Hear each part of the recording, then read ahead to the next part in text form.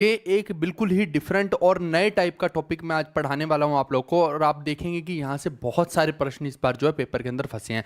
जैसा कि मैंने आपको लिखा है 40 तो सिर्फ बोलने की बात है, 40 से भी ज़्यादा फंसे हैं। और टॉपिक जो है आप समझिए कि ये बिल्कुल डिफरेंट टॉपिक है। ट्राइबल मूवमेंट वाला जैसे आप नॉर्मल वाला समझ रहे होंगे, लेकिन ये नॉर्मल वाला नहीं है। इसमें आपने हो सकता है कि वो बहुत सारी मूवमेंट कभी पढ़ी ही ना हो जो मैं आज आपको पढ़ाने वाला हूँ। तो इसका मतलब ये है कि ये टॉपिक एक तो बहुत इंपॉर्टेंट है, दूसरा बहुत लंबा नहीं इसको खींचेंगे। इसको खींचना चाहें तो 10 घंटे का टॉपिक भी बनाया जा सकता है, लेकिन मेरा मोटिव क्या है कि मैं आपको कोई मास्टर तो बनाना नहीं चाह रहा हूं जीके के अंदर। मेरा मोटिव है आपका सिलेक्शन करवाना, और उसके लिए मैंने सारी रिसर्च की कि भाई इसके अंदर किस टाइप की चीज़ें पूछी जाती हैं। वो सारी चीज़ें मैं आज आपके लिए लेकर आया हूं।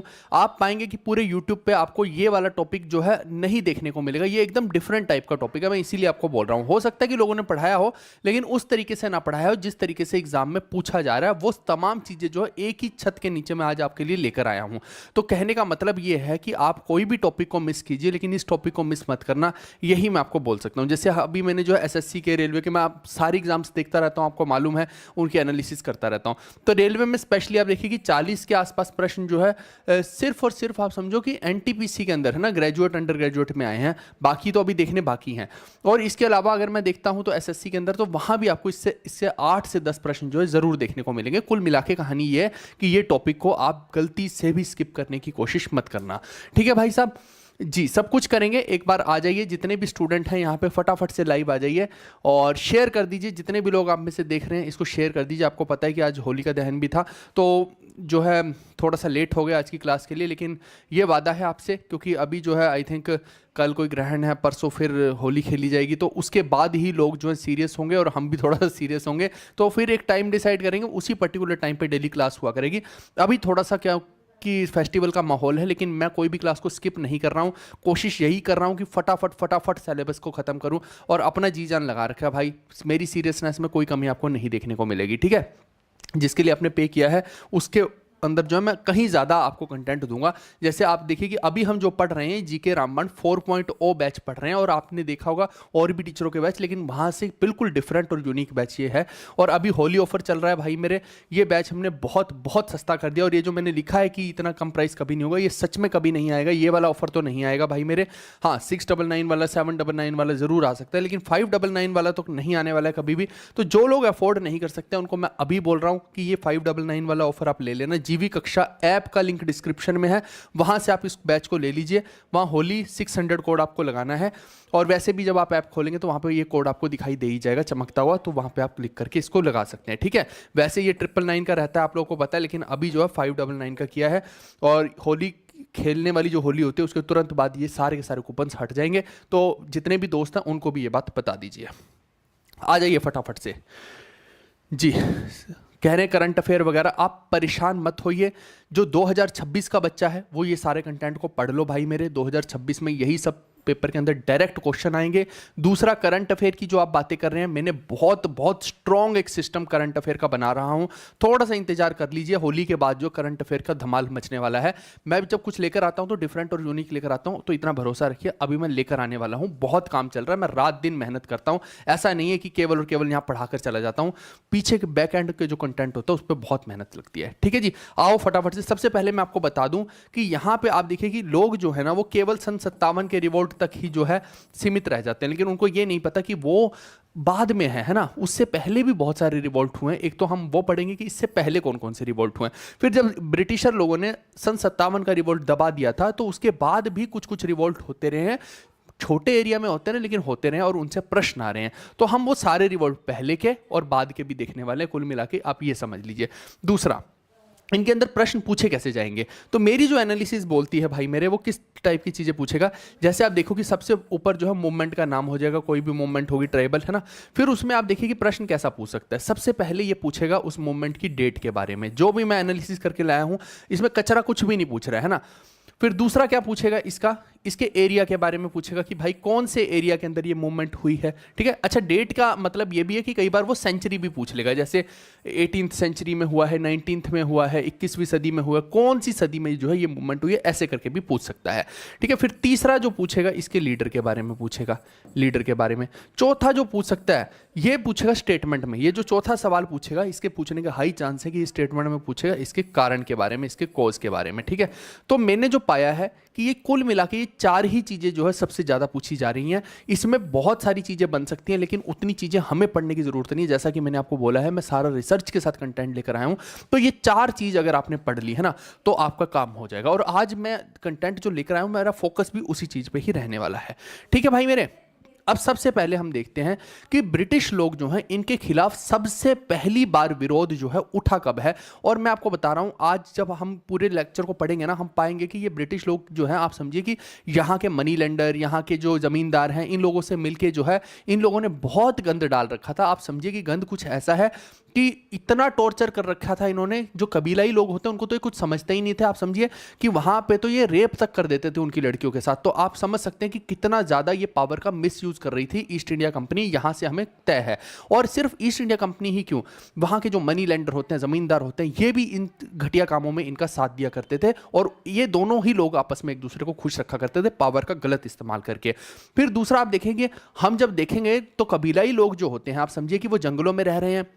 जब आप देखिए कि सपोज करो आप इतने सालों से जंगल में रह रहे हैं, तब तो उस जंगल की किसी को याद नहीं आई, लेकिन अचानक से मान लीजिए कि कोई गोरा आया और उसने देखा कि इस जंगल के अंदर तो बहुत सारी जबरदस्त चीजें मिलती हैं, बहुत सारी औषधियां मिल रही हैं, बहुत सारे फ्रूट मिल रहे हैं, बहुत सारी लकड़ी मिल रही है ना, चंदन की लकड़ी मिल रही है। तो अब आप समझिए कि उनका जो है पूरा का पूरा गेम किस पे चलेगा कि इकोनॉमी पे, भाई कि मेरे को पैसे कमाने हैं, उनको तो कोई मतलब नहीं, वो काट देगा सारी चीजें।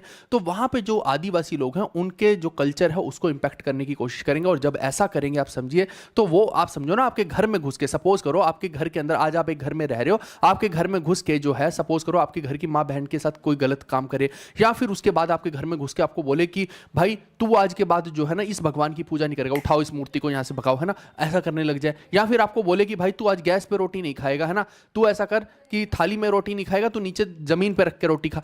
पॉइंट को समझ रहे, तो आपको कितना ह्यूमिलेटेड और कितना टॉर्चरस फील होगा। यही चीज जो आदिवासियों को भी फील हो रही थी। आप देखिए कि जहां नॉर्मल लोग तो सत ही रहे थे, आदिवासी लोगों को और ज्यादा सताया जा रहा था। और फिर वहीं पे हम देखेंगे कि वो जो स्पेशली आप देखिए जैसे नॉर्थ ईस्ट में हम जाते हैं, असम वगैरह में, है ना, तो वहां चाय की खेती होती है। अब ब्रिटिश लोगों को तब तक पता नहीं था, लेकिन जैसे ही उनको चाय के बारे में पता लगा तो भाई ये तो माला माल हो जाएंगे, हम चाय को, है ना, बाहर भेजेंगे, विदेशों में भेजेंगे, इसको तो बेचेंगे, यहाँ तो पैसे ही पैसा आएगा, है ना। जैसे ही उनको चाय के बारे में पता लगा उस एरिया को हड़पने की कोशिश कर ली। फिर आप देखिए असम के लोग जैसे मान लो कि बर्मा के साथ व्यापार किया करते थे, अब ब्रिटिश ने तो बर्मा को भी कैप्चर कर लिया था। वो जो ट्रेड रूट था उसको इंपैक्ट करने की कोशिश करने लगे कि नहीं नहीं इधर से नहीं जाने देंगे, ये नहीं करने देंगे, वो नहीं करने देंगे।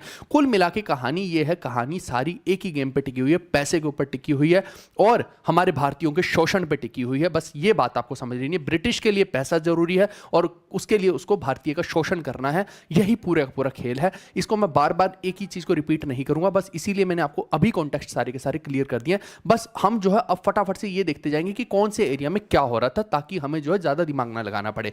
अब ये देखिए कि कई बार ये पूछता है हमसे कि भारत में ब्रिटिश ईस्ट इंडिया कंपनी के खिलाफ पहला संगठित खुला विद्रोह कब हुआ था।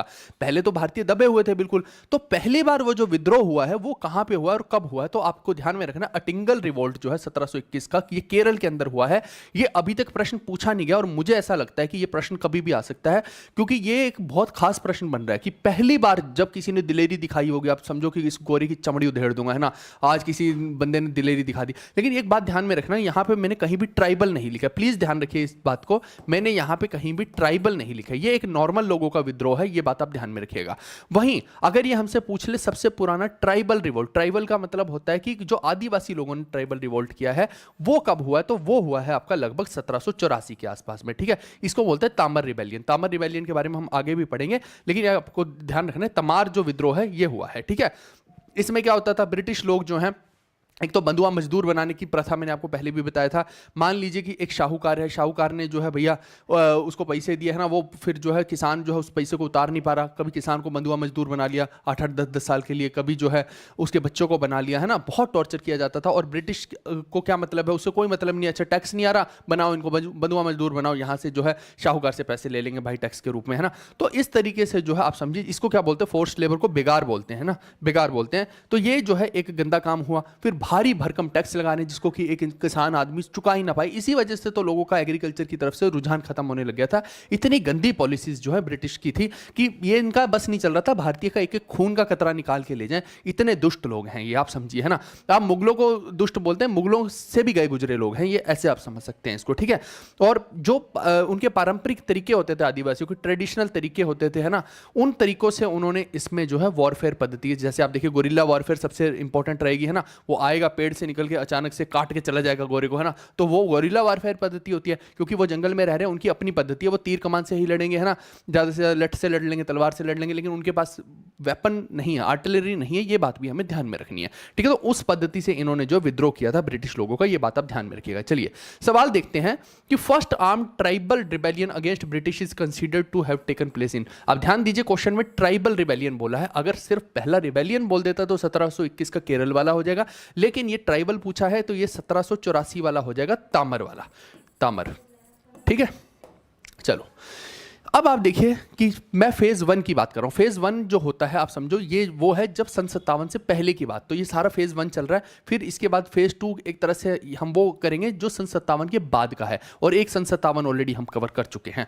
तो आप देखिए कि अब इसके बाद एक आता है सन्यासी या फकीर रेबेलियन, ये 1763 से 1800 के बीच में चलता है। अब इसमें अगर आप ध्यान से देखेंगे तो इसमें क्या हुआ कि जो सन्यासी लोग होते थे, फकीर लोग होते थे, आप समझिए ये हिंदू और मुस्लिम दोनों ने मिलकर इसके अंदर लड़ाई की है, ऐसे आप समझ सकते हैं। अब हुआ क्या कि भाई हिंदू का जो संत है या फिर जो है मुस्लिम का फकीर है, इन लोगों को बोला गया कि भाई आप बहुत ज्यादा धन किसी से दान में नहीं ले सकते, है ना, उस दान पे ऑब्जेक्शन कर दिया गया। दूसरा, ये कहीं पे भी पिलग्रिम करने जाते थे, तीर्थ यात्रा करने जाते थे, वहां पे रोक लगा दी गई। ये बिल्कुल वैसा ही है ना, जैसे मान लो कि मुस्लिम लोग तो चलो ये किया करते थे कि जजिया वगैरह लगा देंगे आपके ऊपर, ऐसी काम किया करते थे, या पिलग्रिम टैक्स लगा देंगे। यहाँ पे ब्रिटिश तो इनके बहुत ही टांग अड़ाने लग गए थे।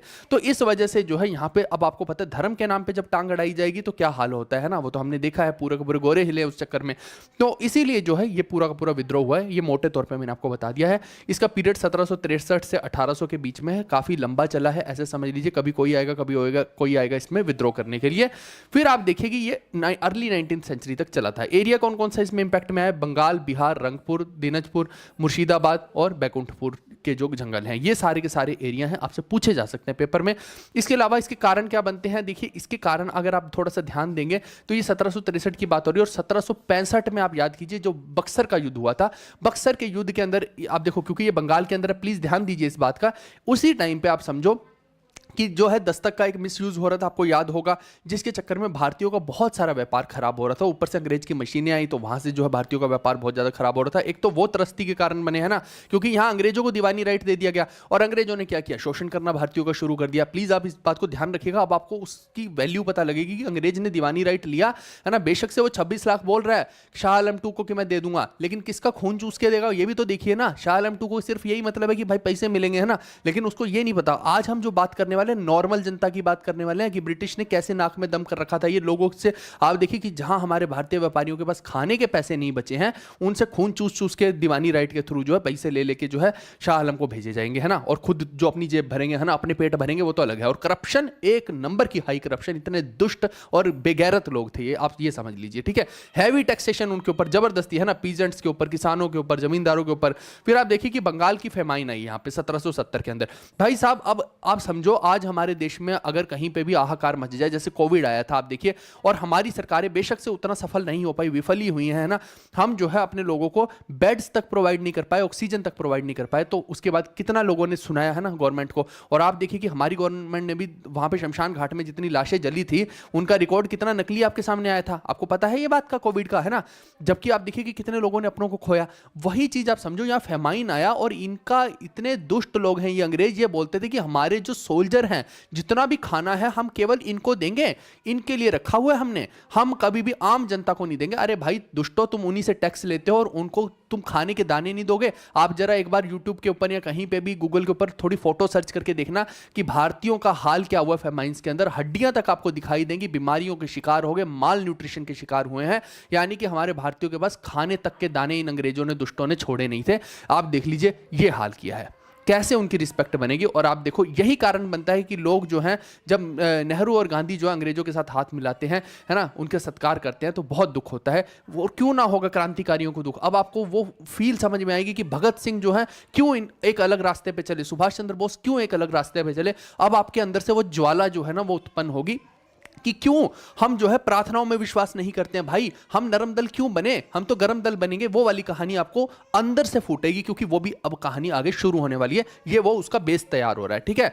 अब देखो कि पिलग्रिम का मैंने बता दिया है ना कि भाई कहीं पे भी जाएंगे उसमें लिमिट लगा दी कि भाई तुम जैसे सपोज करो कि साल में जो है तुम 2 ही जगह पे जा सकते हो, इससे ज्यादा तीर्थ यात्रा नहीं करने देगा। अरे तुम होते कौन हो हमें रोकने वाले हैं? हमारी मर्जी, हमारा देश, हम कहीं भी जाएं भाई साहब, कौन हो तुम, है भड़वे कहीं के। उसके बाद आप देखिए कि भाई दान दक्षिणा नहीं दे सकते। भाई तुम्हारा पेट से दे रहे हैं, कहां से दे रहे हैं दान दक्षिणा? जिसको चाहिए, जो लेने वाले को दिक्कत नहीं, देने वाले को दिक्कत, तुझे क्या दिक्कत है? अंग्रेज को रहे ना, वो वाली कहानी है। फिर ऊपर से देवोत्तर लैंड्स जो थी वो इन्होंने अपने अंडर कर ली। तो इसके चक्कर में क्या हुआ, बहुत सारे फकीर लोगों ने यहाँ पे रेवोल्यूशन किया है, आप समझिए। और फकीर लीडर में मजनू शाह आपको देखने को मिलेंगे, है ना। और सन्यासियों में अगर आप देखेंगे तो भवानी पाठक और देवी चौधरानी देखने को मिलेंगी, ठीक है। तो मैंने ये 2 नाम लिखे क्योंकि फकीर जब भी हम बोलते हैं तो मुस्लिम का नाम आता है, और यहाँ पे हिंदू का नाम आया भवानी पाठक और देवी चौधरानी, और इन्हीं दोनों से प्रश्न भी आए हैं। तो कुल मिला के सन्यासी फकीर विद्रोह 1763 से 1800 का क्यों हुआ है, ये मैंने आपको बताने की कोशिश की। बंगाल, बिहार, रंगपुर जैसे इलाके हैं। और अगर हम देखते हैं इसके देवोत्तर की जमीनों को कब्जा किया गया, तीर्थ यात्रा और जो इसको भीख इकट्ठा करना कह लो, है ना, या फिर दान दक्षिणा कह लो, जो आप बोलना चाहे ना, उस पर इन्होंने रोक लगाई, भारी टैक्स लगाई, जिसकी वजह से जो है मजनू शाह और साथ में भवानी पाठक और देवी चौधरानी ने इनका अंग्रेजों का सामना किया था। इसीलिए इसको मिक्स्ड रिबेलियन बोलते हैं, यानी हिंदू और मुसलमान एक साथ मिलकर इसके अंदर लड़े थे, और गोरिल्ला स्टाइल से लड़े थे, क्योंकि नंबर्स में कम रहेंगे तो गोरिल्ला स्टाइल से ही लड़ते हैं। और आप देखिए कि ये भी एक कारण बना कि जब धीरे धीरे लोगों के अंदर विद्रोह पैदा हुआ तो सन 57 का विद्रोह बहुत बड़े स्केल पे गया, ठीक है भाई। ये सारे विद्रोह के बारे में हमें कहां से पता लगता है, तो बंकिम चंद्र चटर्जी की एक किताब है आनंद मठ, वो लगभग इसी के ऊपर टिकी हुई है। और वो जो वंदे मातरम लिखा है, आप समझिए कि वो इसी को देखकर लिखा गया, इस पूरे विद्रोह को आप ऐसे समझ सकते हैं। चलिए अब क्वेश्चन देखते हैं। Sanyasi Fakir rebellion commenced in the first half of which of the following century. अब देखिए, आप ध्यान दीजिए, इन्होंने सेंचुरी पूछ लिया है ना। अगर मैं आपको थोड़ा सा यहाँ पे बता पाऊँ तो 1763 से 1800 के बीच में जो है ये हुआ है। अगर हम देखें तो ये कौन सी सेंचुरी बनती है, ये 18वीं सदी बनती है, ठीक है। ये बात आपको ध्यान में रखनी होती है कि जब 18th बोल रहे हैं तो 1700 समथिंग को ही हम 18 बोलते हैं, एक कम में जाना है, तो ये जो है 18th सेंचुरी हो जाएगी। गलती से भी यहाँ पे 19th या 17वीं मत कर देना, 17वीं गलती से भी मत करना। 17वीं कौन सी होगी, 1605, 1620, उसको 17वीं बोलते हैं। चलो, निम्नलिखित में किसी सन्यासी विद्रोह का तत्कालीन कारण माना जाता है। क्यों सन्यासी विद्रोह हुआ ये हमसे पूछ रहा है। तो आप देखिए, ये बोल रहा है restrictions imposed by British upon Pilgrim visiting Holi places among both Hindu and Muslim. ये बिल्कुल सही बात है, इसी की वजह से ये सारे का सारा हुआ था। बाकी इनमें से और कोई कारण मेजर नहीं है। सबसे पहला कारण तो यही हुआ था, धर्म के नाम पे जो है इन्होंने पंगा ले लिया था। चलो, और यही मैंने आपको कारण भी बताया था कि बाद में जब अंग्रेज जो है ये सारी की सारी राजसत्ता अपने हाथ में लेंगे, यानी कि वहाँ की ब्रिटिश गवर्नमेंट क्राउन को पूरी की पूरी पावर ट्रांसफर करेगी, तो कभी भी उन्होंने उसके बाद धार्मिक चीज़ों में जो है लोगों की नहीं घुसा, टांग नहीं अड़ाई। चलिए, भवानी पाठक और देवी चौधरानी जो हैं, ये दोनों किससे जो है संबंधित हैं। ये इंडिगो लिख रखा है, ठीक है। तो आप समझिए कि ये किससे संबंधित है यहाँ पे, तो ये जो है आपके फकीर और सन्यासी रिबेलियन से हैं, ठीक है। इन तीनों में से नहीं, इसमें मैंने अभी आपको बताया है। फिर देवी चौधरानी और भवानी पाठक का फिर से हमसे पूछा है कि इनमें से बताओ कौन सा कथन सत्य है। तो ये रिबेलियन जो है क्रॉस रिलीजियस और जेंडर पार्टिसिपेशन का था, है ना। क्रॉस रिलीजियस जेंडर पार्टिसिपेशन का था, यानी कि 2 अलग अलग धर्म के लोग यहाँ पे आए थे, और औरत भी थी, आदमी भी थी, इसीलिए क्रॉस जेंडर भी इसको हम बोल सकते हैं। बिल्कुल यही वाला कथन जो है इसमें परफेक्ट बैठता है। चलिए, इसके बाद हम बात करते हैं चुअर्ड रिबेलियन की, ठीक है जी। भाई मेरे, डेली एक ही बात पूछने से कुछ नहीं होगा कि एसएससी सीजीएल 2026 से पहले बैच खत्म करा दोगे, पहले करा दोगे। मैं तो आपको 1 महीने में बैच खत्म करा दूं। बैच खत्म कराना कौन सी बड़ी बात होती है, आप मेरे को बताइए। क्या इतना मुश्किल है एक बैच को खत्म करवाना, है ना। बहुत सारे लोग 1-1 महीने, 1.5 महीने में बैच खत्म कराते हैं। करवाने को अब तक मैं हिस्ट्री भी खत्म करवा चुका होता है ना, लेकिन क्यों मैं इतनी मेहनत कर रहा हूँ, इसके पीछे कुछ कारण होगा ना, क्यों मैं जो है इतना मेहनत करके पूरा पूरा दिन 2-2 दिन लगा के एक लेक्चर आपके लिए ऐसा लेकर आ रहा हूं जो इतना डिफरेंट है, इतना अलग है।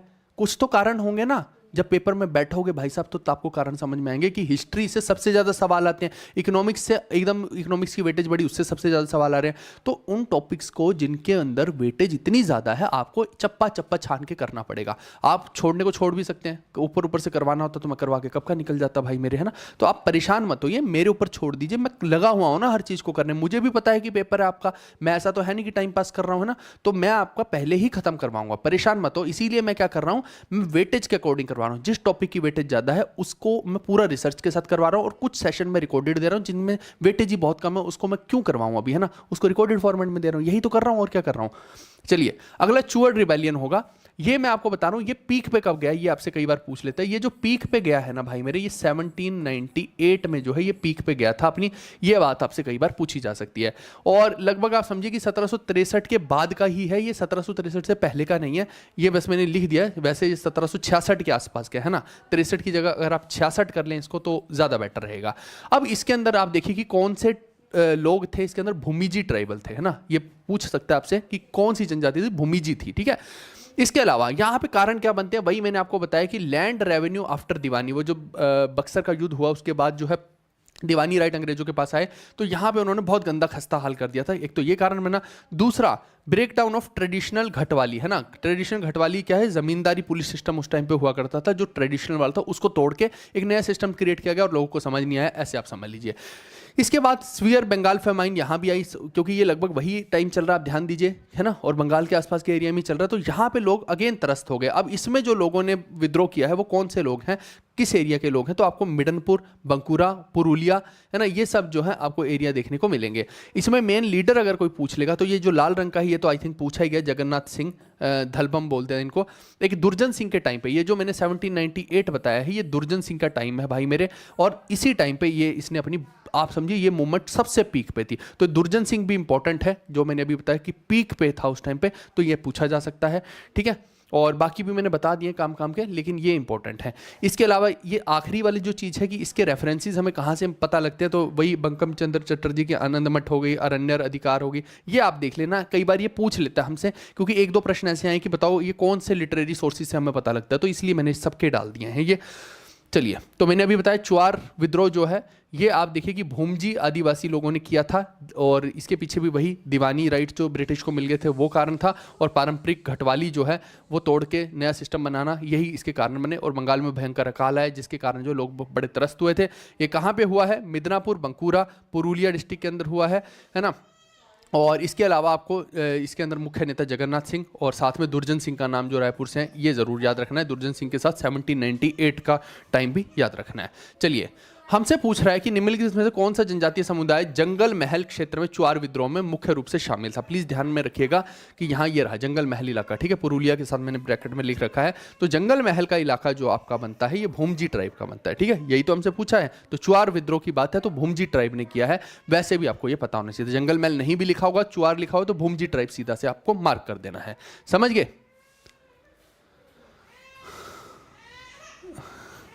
कहने कि पूरे चैप्टर खत्म नहीं होंगे, तो आप परेशान मत होइए कि पूरे चैप्टर खत्म नहीं होंगे, हमें चैप्टर खत्म करने भी नहीं है। हमारा टारगेट क्या है, हमें कोई टीचर तो बनना नहीं जीके का, है ना, वो तो मैं हूँ, आपको थोड़ी बनना है। आपको किस पे फोकस करना है कि आपका स्कोर कहाँ से आएगा, और वो स्कोर मैं आपको बता दूं कि अगर हम नॉर्मल जो बाकी के सब्जेक्ट्स देखते हैं इनका वेटेज कितना है आपको लगता है, कोई 100% थोड़ी है, 50% वेटेज रह गया आज की डेट में। फिर स्टैटिक और करंट अफेयर का 50% हो गया है, तो हमें जो है अभी स्टैटिक और करंट पे भी ज़्यादा फोकस करना है। और मैं इंतजार कर रहा हूँ कि एक बार MTS की भी आंसर की आ जाए तो हम एक साथ ही पूरा का पूरा बना देंगे उसको, क्योंकि फिर मैं क्योंकि MTS का पेपर आप समझिए CGL से भी उम्दा लेवल का पेपर है, और वो मुझे पता था कि ऐसा आएगा। तो मैं चाह रहा हूं कि जब हम स्टैटिक पढ़े, करंट अफेयर पढ़ें, तो हम थोड़ा उम्दा लेवल का पढ़ें ना, एक स्टेप आगे जाके पढ़ें। क्यों हम बार बार एक ही चीज को घिसा पीटे को फिर से वापस से पढ़ें, फिर से वापस से पढ़ें, तो आपका भी समय खराब होगा। इसलिए थोड़ा सा भरोसा रखिए, तब तक हम इन चीजों को खत्म करने की कोशिश करते हैं। और हिस्ट्री से तेज तो मैं इकोनॉमिक्स करवा दूंगा, फटाफट से इकोनॉमिक्स करवाऊंगा, है ना, आप परेशान मत होइए, सब कुछ हो जाएगा। और पॉलिटी में तो कुछ ज़्यादा दिमाग लगाना ही नहीं है, पॉलिटी में कुछ भी खास नहीं होता है, वही पुरानी चीज़ें पूछते हैं।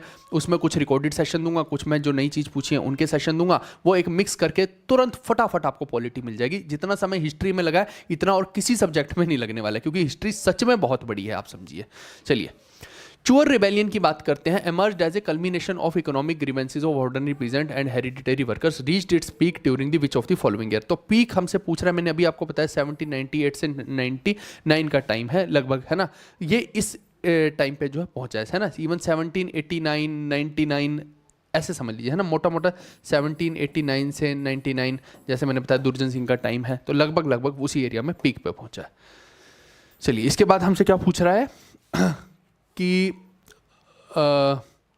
विलोर म्यूटिनी का, ठीक है, ये 1806 में होती है विलोर म्यूटिनी। अब आप देखिए कि आप जो सन 57 की क्रांति पढ़ते हैं मंगल पांडे की, वो भी सिपाहियों की म्यूटिनी है ना, लेकिन यहाँ पे उससे पहले सिपाहियों की म्यूटिनी हो चुकी है। ये 1806 में विलोर के अंदर हुई थी, इंडियन सिपाही म्यूटिनी, हिंदू और मुसलमान दोनों ने मिलकर की थी, है ना।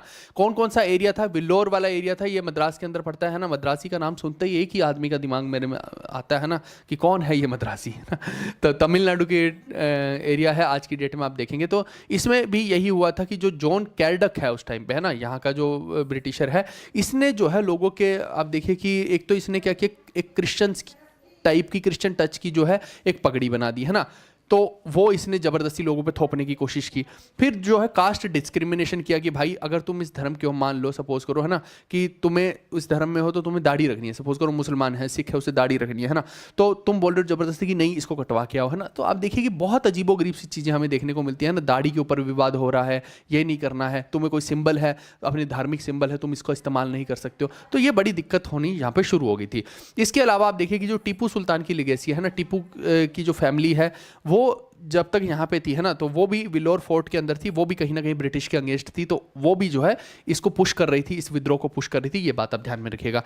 दूसरा, इसके अंदर सोल्जर कौन कौन से देखने को मिलते हैं? सूबेदार शेख आदम, शेख कासिम, जमादार शेख हुसैन, ऐसे वाले लोग हमें यहाँ पे देखने को मिलते हैं, ठीक है। तो ये विद्रोह करते हैं। तो मैंने बता दिया आपको 10 जुलाई 1806 को विलोर के अंदर विद्रोह हुआ था भारतीय सिपाहियों का, और मैंने बता दिया उनके जो धार्मिक दखल है, जातिगत भेदभाव है, ये सब उसके खास कारण बने थे जिसकी वजह से ये हुआ है। इसके अलावा आप बात करते हैं पैका रिबेलियन की। जो पैका रिबेलियन है ये 1817 से 1825 के बीच में हुआ है। अब ये आपसे यही पूछेगा कि कहाँ हुआ है, तो ये उड़ीसा के अंदर हुआ है। एक तो ये बात आप ध्यान में रखिएगा, है ना। और कौन सा जनजाति है, तो कौंध ट्राइब है, कौंध जनजाति ने इसको किया है ना, घुमूसर से जो है ये पढ़ते थे।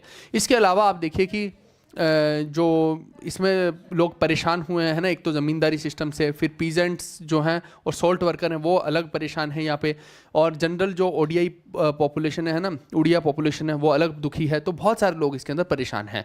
ये खुर्दा से स्टार्ट हुई थी, उड़ीसा के अंदर खुर्दा जगह पड़ती है, और कारण मैंने आपको पहले भी बताया, ये बिल्कुल वैसे ही कारण है जैसे बहुत हैवी टैक्स लगा दिया है ना, जो उनकी हेरिडिटरी ज़मीनें हैं उनके अंदर जो है टांग अड़ाना शुरू कर दिया। करेंसी का एक्सचेंज हो गया, है ना। पहले क्या होता था, पहले काउरी शेल्स के अंदर जो है ये पे किया जाता था टैक्स है। अब ब्रिटिशर ने बोला कि नहीं नहीं, तुम तो सिल्वर के कॉइन्स में दो, तो भाई सिल्वर कहाँ से लाएं ना, तो ये भी बड़ी एक दिक्कत पैदा हुई। फिर सोल्ट की मोनोपोली कि ब्रिटिश, आप देखिए कि आपको पता है कि जीवन में ना आप कोई भी वस्तु पे कंट्रोल कर लीजिए, लेकिन एक वस्तु ऐसी है कि वो हर इंसान को चाहिए होगी, कभी ना कभी तो उसे चाहिए होगी, और वो है नमक। आप देखो, अगर आपने नमक पे कंट्रोल कर लिया ना, तो आपने पूरे देश पे कंट्रोल कर लिया। आप अगर नमक नहीं दोगे ना, कोई खाना ऐसा नहीं है जो नमक के बिना बन जाएगा, बड़ी दिक्कत हो जाएगी, लोग तंग हो जाएंगे, तरस्त हो जाएंगे बिना नमक के, आप समझिए। तो नमक के ऊपर ब्रिटिश की मोनोपोली बैठी हुई है। उसके बाद आप देखिए कि पॉलिटिकल ह्यूमिलेशन अलग चल रहा है लोगों का, है ना, लोगों को जो दुखी किया जा रहा है वो एक अलग है। तो ये बहुत सारे इसके जो है कारण बनते हैं, तब जाके पैका रिबेलियन होता है, ठीक है। तो मैंने बता दिया, कौंध आदिवासी करते हैं इसको, उड़ीसा के अंदर करते हैं,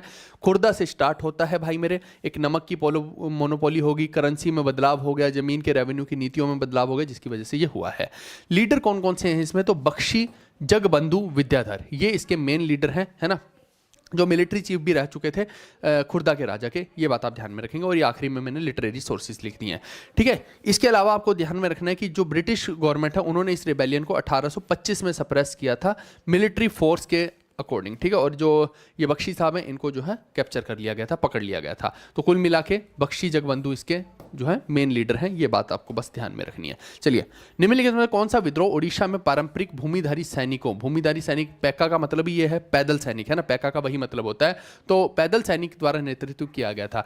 तो अभी मैंने आपको बताया पैका रिबेलियन ही इसका उत्तर है, और बख्शी साहब जो है इसको लीड कर रहे थे, बख्शी विद्याधर। इसके बाद ये आ गया, देखो बख्शी जगबंधु विद्याधर जो हैं पैका रिबेलियन प्रोटेस्ट में ब्रिटिश के अगेंस्ट, उनकी रेवेन्यू पॉलिसी के अगेंस्ट उन्होंने किया है। कब किया है ये हमसे पूछ रहे हैं, तो ये 1817 में किया है। ठीक है, ये सारा मैं ऑलरेडी आपको यहाँ पे जो है आप देखिए 1817 से 25 में हुआ है। 17 में शुरू हुआ और 25 में अंग्रेजों ने दबा दिया, ये लिखा हुआ तो वही है। तो 17 में स्टार्ट हुआ था, ये वही पूछा है। आगे अब आता है भील अपराइजिंग। अब आप देखिए कि जो भील लोग हैं भारत के अंदर, कोई बात नहीं किशोर भाई, आज हम भी लेट हो गए हैं ना, आपको पता होली का दहन था तो इसलिए, चलिए कोई दिक्कत नहीं है जी। ज्योग्राफी का तो इतना ज़रूरी नहीं है उसमें, लेकिन कर रहे हैं हम कोशिश। अभी इकोनॉमिक्स का भी बना रहा हूँ, बहुत सारी चीज़ें मैं कर रहा हूँ वन शॉट्स के लिए भी। आप थोड़ा सा समय दीजिए, अभी होली के चक्कर में क्या है कि सारी टीम हमारी इधर से उधर हो रखी है, तो आप भी खुद भी इधर उधर हो रखे हैं, तो थोड़ा सा इसलिए समय लग रहा है। आ जाएगा अभी 2-3 दिन में बैक टू बैक क्लासेज आएंगी फिर एनटीपीसी की। मैं एक ही बार में क्या करूँगा, 3-4 दिन में सारा ही उड़ा दूंगा एनटीपीसी को जब मैं पढ़ाने आया तो। चलिए इसके बाद आप देखिए कि भील अपराइजिंग जो 18 से लेके 31 के बीच में जो है चलती है लगभग, है ना। और अगर हम सीरीज़ की बात करते हैं, जैसे मैंने अभी बताया कि 1817 से 19 में एक सीरीज़ चलेगी, उसके बाद सबसे बड़ी सीरीज जो होगी 1881 से 82 के बीच में होगी। फिर ये कौन कौन से रीजन में है, तो खानदेश में, खानदेश आज की डेट में आप समझ लीजिए दक्कन का रीजन है, बुरहानपुर का रीजन है ना। ये लगभग वही रीजन है जहाँ पे छावा मूवी में आपने देखा होगा सबसे पहला सीन है जिसके अंदर संभाजी महाराज रेड मारते हैं, ये वही वाला बुरहानपुर खानदेश हो गया, है ना। फिर मेवाड़ हो गया, बंसवाड़ा हो गया, ये सब एरिया जो मध्य प्रदेश के हैं लगभग आप देखेंगे तो मैक्सिमम मध्य प्रदेश के अंदर देखने को मिलेगी। और मध्य प्रदेश के अंदर बहुत सारी भील ट्राइब आपको पता होनी चाहिए है, तो भील लोगों ने इसको किया है। कारण क्या थे भाई मेरे, तो वही जो जंगल आदिवासी लोग हैं, जंगल में रहते हैं, जंगल के ऊपर ब्रिटिश जबरदस्ती अपना डंडा चला रही है, इनको रिसोर्सेज यूज नहीं करने दे रही है, वही एक कारण है। और इनकी जो है इकोनॉमिक एक्सप्लॉयटेशन की जा रही है, ऐसे समझ सकते हैं। अब इसमें जो मेन लीडर हैं आप देखेंगे तो हीरा जो है 1822 में, एक काजी सिंह हो गए, गोविंद गुरु हो गए, है ना। ये अलग अलग लीडर मैंने यहाँ पे लिख दिए हैं। और ये भी लिख दिया कि खानदेश का रिवोल्ट कब हुआ है ना, फिर मेवाड़ का कब हुआ, क्योंकि अलग अलग एरिया में हो। आप समझिए कि भील लोग जो केवल एक एरिया में नहीं है ना, अलग अलग एरिया में, तो मैंने सबके ही यहाँ पे लिख दिए ताकि आपको जो है कंफ्यूज ना हो और पेपर में कुछ भी आए तो आप बता पाएँ। तो वही मैंने बताया 1817 से 19 से लेकर एक चला, फिर 81 में 82 में जो सबसे बड़ा विद्रोह हुआ था भीलों का, ये बात आप ध्यान में रखिएगा। लगभग मध्य प्रदेश का इलाका है, लेकिन कुछ राजस्थान का भी और अदर एरियाज़ का भी, ये भी बात आपको ध्यान में रखनी है। मुख्य नेता जैसे हीरा हो गया, काजी हो गए, गोविंद गुरु हो गए, ये हो गए। और अलग अलग है, खानदेश में विद्रोह इस टाइम पे हुआ, उदयपुर में इस टाइम पे हुआ, मानगढ़ में इस टाइम पे हुआ, तो ये आपको डेट्स जो है थोड़ी सी याद रखनी पड़ेंगी। चलिए आप देखिए, पूछा है कि in which year did the Bhil rebellion start under the leadership of Kaji Singh and Bhima Nayak. तो काजी सिंह और भीमा नायक वाला जो है आपको 1818 याद रखना है, ठीक है। तो यहाँ पे लिख लीजिएगा, ये काजी सिंह वाले में 1818, थोड़ा सा कई बार पेपर में पूछ लेगा, तो 1818। चलिए इसके बाद 1820 से 27 में जो होता है ये होता है हो अपराइजिंग, ठीक है। हो अपराइजिंग कहाँ पे है, ये आपको छोटा नागपुर प्लेट्यू के अंदर देखने को मिलेगा। अब ये आप समझो 1820 से 27 में जो है चल रहा है, लेकिन इसका जो मेन इंटेंसिटी आपको देखने को मिलेगी वो 20-21 में ही ज़्यादा देखने को मिलेगी। रीजन की बात करते हैं तो सिंहभूम रीजन है ना, और ये झारखंड का रीजन है, यहाँ पे आपको देखने को मिलेगा। फिर आप देखिए कि यहाँ भी बिल्कुल वही है कि ब्रिटिश की पॉलिसीज से लोग बहुत ज़्यादा त्रस्त हैं, है ना। उनकी एडमिनिस्ट्रेशन को ऐसा समझा जाता है, वो जिसको भी यहाँ भेजते हैं कि भाई ये विदेशी हैं, वो कभी भी उनको जो है यहाँ के लोग एक्सेप्ट नहीं कर रहे थे, ऐसे आप समझ लीजिए।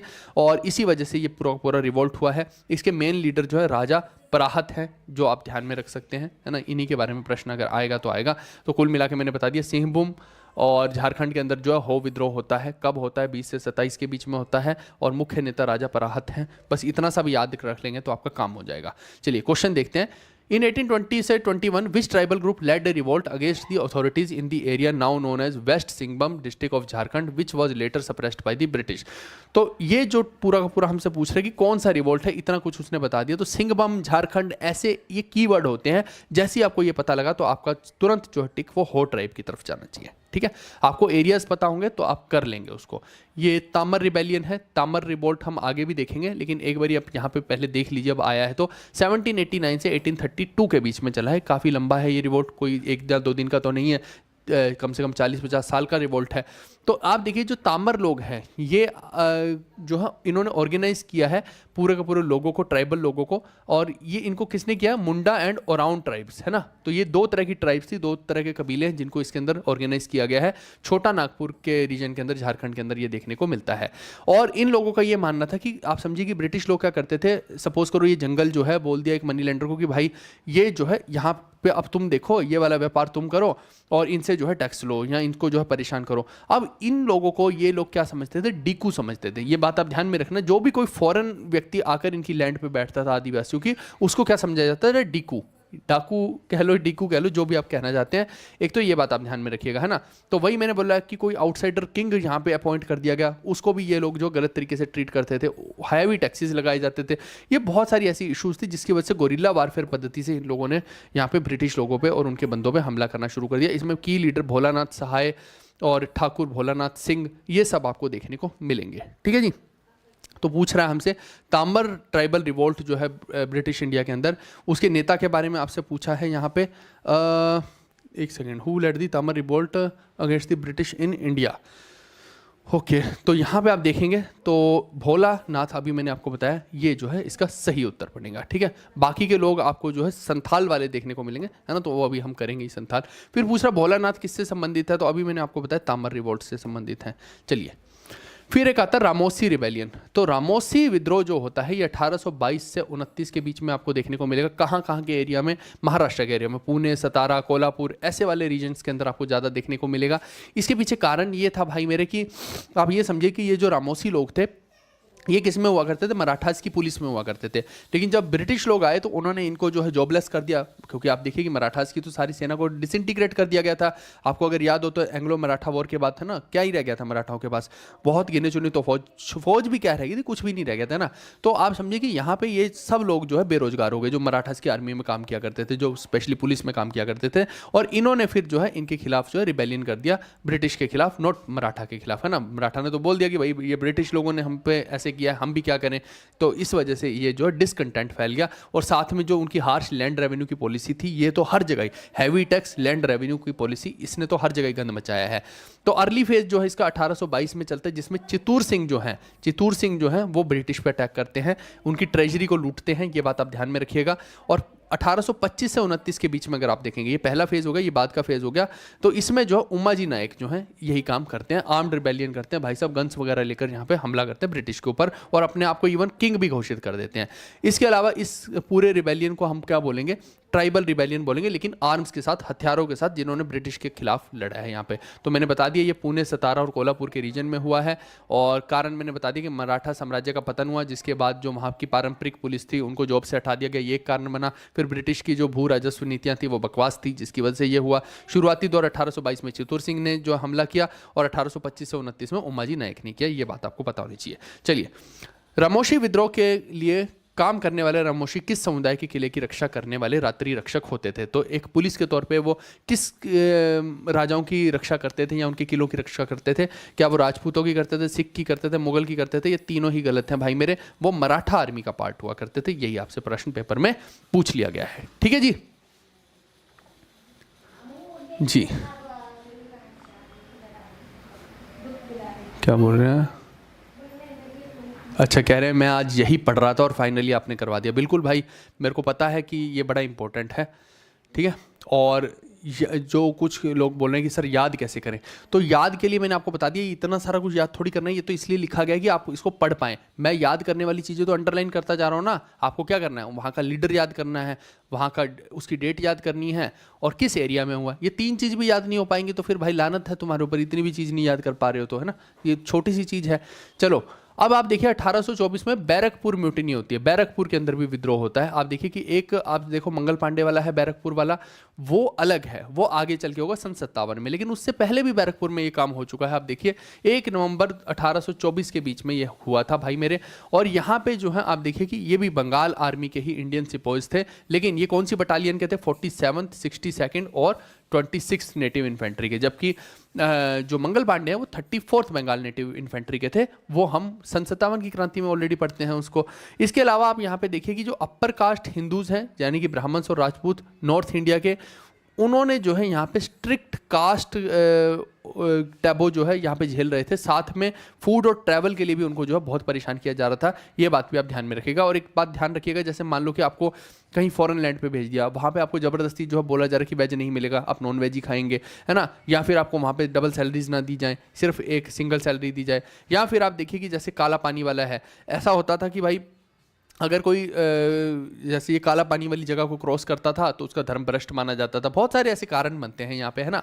तो यहाँ पे जो है ये सारे का सारा वॉर छिड़ता है। ये बात आप काला पानी वाला टैबू भी एक ध्यान में रखिएगा, ठीक है। फिर आप देखिए कि लैक ऑफ ट्रांसपोर्ट। अब होता क्या था कि मान लो कि ब्रिटिश सोल्जर को आप भेज रहे हैं एक जगह से इतनी दूर, है ना, कि जाओ तुम काला पानी में, लेकिन साथ में आप समझिए कि उसको ट्रैवल के लिए ना तो आप खर्चा दे रहे हैं, है ना, और ऊपर से खर्चा तो छोड़िए कि भाई कोई बुलोक कार्ट ही कर दीजिए इस चीज़ के लिए, है ना, तो बुलोक कार्ट भी नहीं दे पा रहे हैं। क्योंकि उस टाइम पे देखिए कि ये सब क्या करते थे, ये जो घोड़ा गाड़ियाँ बैलगाड़ियाँ हैं, इनको केवल और केवल अपने व्यापार के लिए इस्तेमाल करते रहते थे। सैनिकों को वो सुविधा ही नहीं थी। तो बताओ सैनिक इधर से उधर जाएगा, क्या नंगा चला जाएगा कच्छे के अंदर? क्या उसको अपने सामान की जरूरत नहीं होगी? आज भारत सरकार में आप जब जॉब करेंगे तो आप पाएंगे कि एक जगह से दूसरी जगह जाने में आपको ट्रैवल अलाउंस मिलता है, लेकिन ये दुष्ट कुछ भी नहीं दिया करते थे। ये बात आपको ध्यान में रखनी है, ठीक है जी। अच्छा, उत्कर्ष भाई बोल रहे हैं पहली बार लाइव आए। टेंशन मत लीजिए, अब आप रेगुलर में लाइव आएंगे, क्योंकि हम जो लेवल का कंटेंट पढ़ाते हैं वो आपको जो है हेल्प करेगा ही करेगा। तो लैक ऑफ ट्रांसपोर्ट का भी एक कारण उसके अंदर बनता है, ठीक है। तो बैरकपुर की बगावत का मैंने कारण बता दिया है आपको। ये कौन सी कैंटनमेंट में हुई थी? 47वीं, 62वीं और 26वीं में हुई थी। और जो ऊंची जाति के हिंदू ब्राह्मण लोग हुआ करते थे उनके साथ बहुत ज़्यादा यहाँ पे जो है गलत चीज़ हो रही थी। और वो क्या गलत हो रहा था वो मैंने आपको बता दिया। काला पानी वाला एक तो सिस्टम आपको बता दिया है, और दूसरा ट्रांसपोर्ट की कमी की वजह से जो है उनको बहुत ज़्यादा दिक्कतें फेस करनी पड़ रही थी। वो एक जगह से दूसरी जगह कैसे जाएंगे, ठीक है जी। रूट कोस्ट मैंने बता ही दिया है कि वो डबल भत्ता मांग रहे थे कि भाई अगर आप हमें कहीं दूर फॉरेन लैंड पे भेज रहे हो तो हमें डबल भत्ता दो, लेकिन सरकार उनको डबल भत्ता देने को रेडी नहीं थी। तो एक तो ये कारण बना। फिर दूसरा एक फियर फैल गया कि भाई अगर आप बर्मा के रीजन में जाएंगे, म्यांमार वाले रीजन में जाएंगे, तो वहाँ के जो लोग हैं उनके पास मैजिकल सुपर पावर हैं। अब ये जादू ही टोने टोटके करते हैं वो लोग, तो ये लोग अलग घबराए रहते थे कि नहीं हम नहीं जाएंगे वहाँ पे, तुम्हें जाना तो जाओ, है ना, हमें मत भेजो। तो जबकि इन्हीं को जबरदस्ती भेजा जा रहा था, ये भी एक कारण बनते हैं। तो इसमें जो मेन लीडर बनते हैं वो बिंदी तिवारी बनती हैं, ठीक है। फिर जनरल सर एडवर्ड पेगट जो है ये commander in chief of India उस टाइम पे हुआ करते थे। और बैरकपुर के कमांडर जो हुआ करते थे जनरल डेल्जल हुआ करते थे, ठीक है। तो ये कुछ एक्स्ट्रा मैंने फैक्ट्स आपको बता दिए हैं। चलिए, तो मैंने बता दिया असली वजह क्या थी। एक तो पैसे की दिक्कत होगी कि डबल भत्ता नहीं मिल रहा था, दूसरा बर्मी जादू का डर था। ये एक मेन कारण इसके बनते हैं। चलो 1828 का अहोम रिवोल्ट की अब बात करते हैं भाई मेरे। अहोम रिवोल्ट अगर हम देखते हैं तो अपर असम, जो ऊपर का असम है, वहां आपको देखने को मिलेगा जोरहट, रंगपुर, ये कुछ कुछ एरियाज के अंदर आपको अहोम रिवोल्ट देखने को मिलेगा, ठीक है। ये किया किसने था? तो अहोम राजा जो उस टाइम पे हुआ करते थे, लोकल राजा हुआ करते थे, उन्होंने वहाँ के किसान लोग, पीजेंट्री को एक साथ मिला के इस रिवोल्ट को किया था। अब हुआ क्या एक्चुअली में, ब्रिटिश ईस्ट इंडिया कंपनी ने जो है, आप देखिए फर्स्ट एंग्लो बर्मी वॉर जो हुआ था, पहला एंग्लो बर्मी वॉर जो हुआ था 1824 से 26 के बीच में, आप देखो कि ये 28 में हो रहा है रिवोल्ट, लेकिन 24 से 26 के बीच में जो पहला एंग्लो बर्मी वॉर हुआ उसमें असम का इस्तेमाल किया गया, है ना। और ये प्रॉमिस किया गया था कि भाई जब ये वॉर खत्म हो जाएगा तो हम असम को छोड़ देंगे, है ना, हम असम को फ्री कर देंगे, तब तक के लिए आप यहाँ पे हमें बेस बनाने दीजिए। लेकिन उसके बाद ब्रिटिश लोगों ने यहाँ पे असम को नहीं छोड़ा, और यहाँ के जो लोकल पीजेंट है, राजा, इनको लगा कि हमारे साथ तो धोखा किया गया है, और धोखा किया गया तो हम इसके लिए विद्रोह करेंगे। ये जो है विद्रोह अहोम रिवोल्ट जो है इसलिए हुआ है, ये बात आप ध्यान में रखेंगे। और अल्टीमेटली कहीं ना कहीं जो ब्रिटिश ने इनकी टेरिटरी को एनेक्स ही किया है, आप ये समझ सकते हैं, ठीक है। इसके अलावा इनकी जो सोशल स्टेटस है यहाँ के राजाओं का वो चला गया, पॉलिटिकल अथॉरिटी चली गई, तो इसलिए भी वो लोग बहुत ज़्यादा परेशान थे। फिर यहाँ के जो पीजेंट थे वो इसलिए परेशान थे, हैवी टैक्स की वजह से, एडमिनिस्ट्रेशन के अंदर चेंज आ रहे थे, बदलाव आ रहे थे, उसकी वजह से, है ना। तो ये कारण बनते हैं। तो अहोम रिवोल्ट को आपको ध्यान में रखना, ऊपरी असम में आपको ज़्यादा देखने को मिलेगा, जोरहट, रंगपुर में भी देखने को मिलेगा। साथ में जो अहोम अमीर लोग हैं उन और साथ में लोकल जो किसान लोग हैं, इन लोगों ने मिलकर इस रिवोल्ट को किया था, है ना। और ब्रिटिश ने अपना वादा नहीं निभाया था, एंग्लो बर्मी युद्ध के बाद जो है असम को नहीं छोड़ा, जिसकी वजह से ये सारे का सारा विद्रोह हुआ है। आगे मेन लीडर अगर हम देखते हैं तो गोमधर कोंवार जो है इसके मेन लीडर, जो एक अहोम प्रिंस थे, अहोम राजकुमार थे, और इनको जो है आप समझ लीजिए who was formally enthroned as king of Jorhat in October 1828। तो यहाँ पे लोगों ने जो है उनको फॉर्मली जो है गद्दी पे बिठा दिया कि आप जो है जोरहट के राजा बनेंगे, और अक्टूबर 1828 में ये हुआ, और फिर उसके बाद बहुत बड़ा रिवोल्ट यहाँ पे किया गया है। इसके अलावा धनंजय बोरगोहेन आपको देखने को मिलेंगे, जयराम खड़गैया, फुकन देखने को मिलेंगे। ये कुछ कुछ खास इसके जो है हीरो हैं, ये बात आप ध्यान में रखिएगा, ठीक है। तो गोमधर कोंवर को जो है यहाँ पे राजा बना दिया गया। धनंजय बोरगोहेन और जयराम खड़गिया फुकन जो है ये तीन मेजर आपको व्यक्ति जो है यहाँ पे देखने को मिलेंगे। चलिए अब इसके बाद बात करते हैं खासी रिवोल्ट की। खासी रिबेलियन आपको 1829 से 1833 में देखने को मिलेगा। और खासी का विद्रोह जो है ये भी काफ़ी फेमस है, आपको गारो, खासी, जयंती आपने सुना होगा। तो यही 3 पहाड़ियों के जो लोग हैं, ये इन लोगों के नाम पे ही, इन जनजातियों के नाम पे इन पहाड़ियों का नाम पड़ा है भाई मेरे। ऐसा नहीं कि इन पहाड़ियों से इनका नाम पड़ा है, लोगों की जनजातियों के नाम से पहाड़ियों का नाम पड़ा है। तो आप देखिए कि खासी और जयंतिया की पहाड़ियाँ यहाँ पे मेघालय के रीजन में हुआ करती थी, नॉर्थ वेस्ट हिल ट्रैक्ट्स के अंदर। और यहाँ पे खासी ट्राइब रहा करती थी। और यहाँ भी अगेन मैंने पहले ही आपको बताया कि क्या हो रहा था कि जो एक रूट था, है ना, वो रूट कौन सा है, ब्रह्मपुत्रा वैली के अंदर है और सिलहट वैली के अंदर, है ना। यानी कि असम से बांग्लादेश में जो है ब्रिटिश लोग एक रोड बनाना उन्होंने कंस्ट्रक्ट करना चालू कर दिया। और यहाँ पे बहुत सारे जंगल वगैरह नष्ट किए, बहुत सारा इनका एरिया नष्ट किया, जिसकी वजह से वहाँ जो लोग रह रहे थे उनको सफ़र करना पड़ा। और वो लोग इनके विरोध में आ गए, विद्रोह में आ गए। ऑब्वियसली बात है, जब कोई कंस्ट्रक्शन होगी तो किसी पर्टिकुलर एरिया से कुछ भी निकलेगा, तो वहाँ जितने भी लोग जो है उनका आप आशियाना नष्ट कर रहे हैं, उनको परेशान कर रहे हैं, तो होना ही होना है ये वाला, ठीक है। तो उन्होंने जो है ब्रिटिश के एरियाज़ को कैप्चर करने की यहाँ पे कोशिश की है। और इसके अलावा हम क्या देख सकते हैं, मेन लीडर जो है वो तीरथ सिंह है।